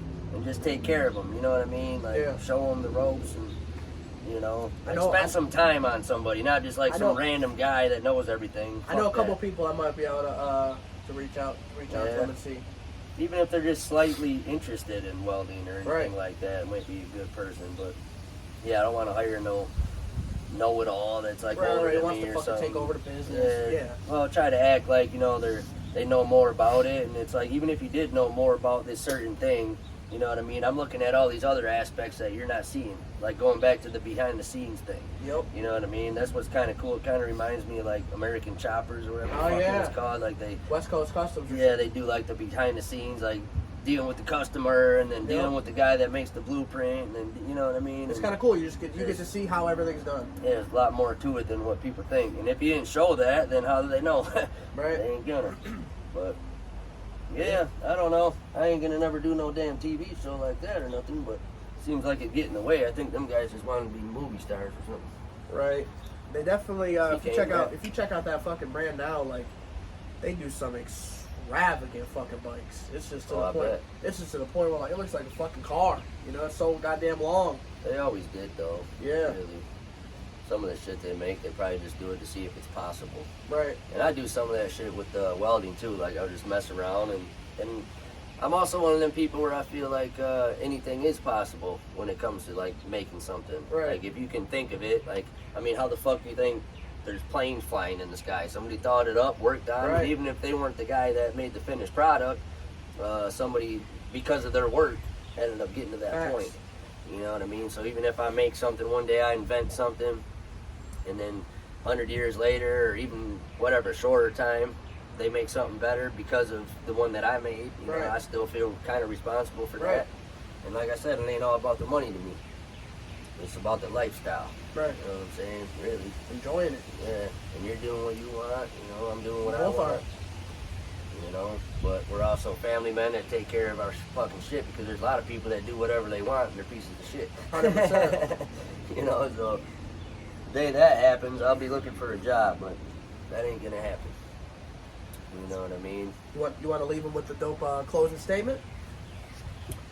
Well, just thanks for listening, and if you ever need anything, now you know where to find me. You know what I'm all about, and not hard to find, y'all. I just really appreciate this guy for letting me tell my story, because not many people, you know, do that type of shit. You know, so you're a good guy to get out there and listen to other people's lifestyle, and I think that you're gonna learn a lot from it. Oh yeah. Because it kind of reminds me of like watching Joe Rogan or something like that. Like I look at him now, I'm like, man, this guy's got to be one of the smartest people on the planet for all these people that he talked to. You know, different people, and you know, different. You know, you're talking to a rapper one day and then a welder the next. You know, some young kid, you know, that ain't maybe doing shit. I don't know who all you've had on your podcast, but 95, it must be a lot of different personalities. Yeah, definitely a lot of different personalities. Just anybody, whether it comes to, you know, selling candles, you know, like my daughter wants to jump on a podcast, or you know, talk about Mother's Day type shit, or you know, whatever it could be. You know, we've had people that sell cards. We've had, you know, 420 fucking episodes. We've had,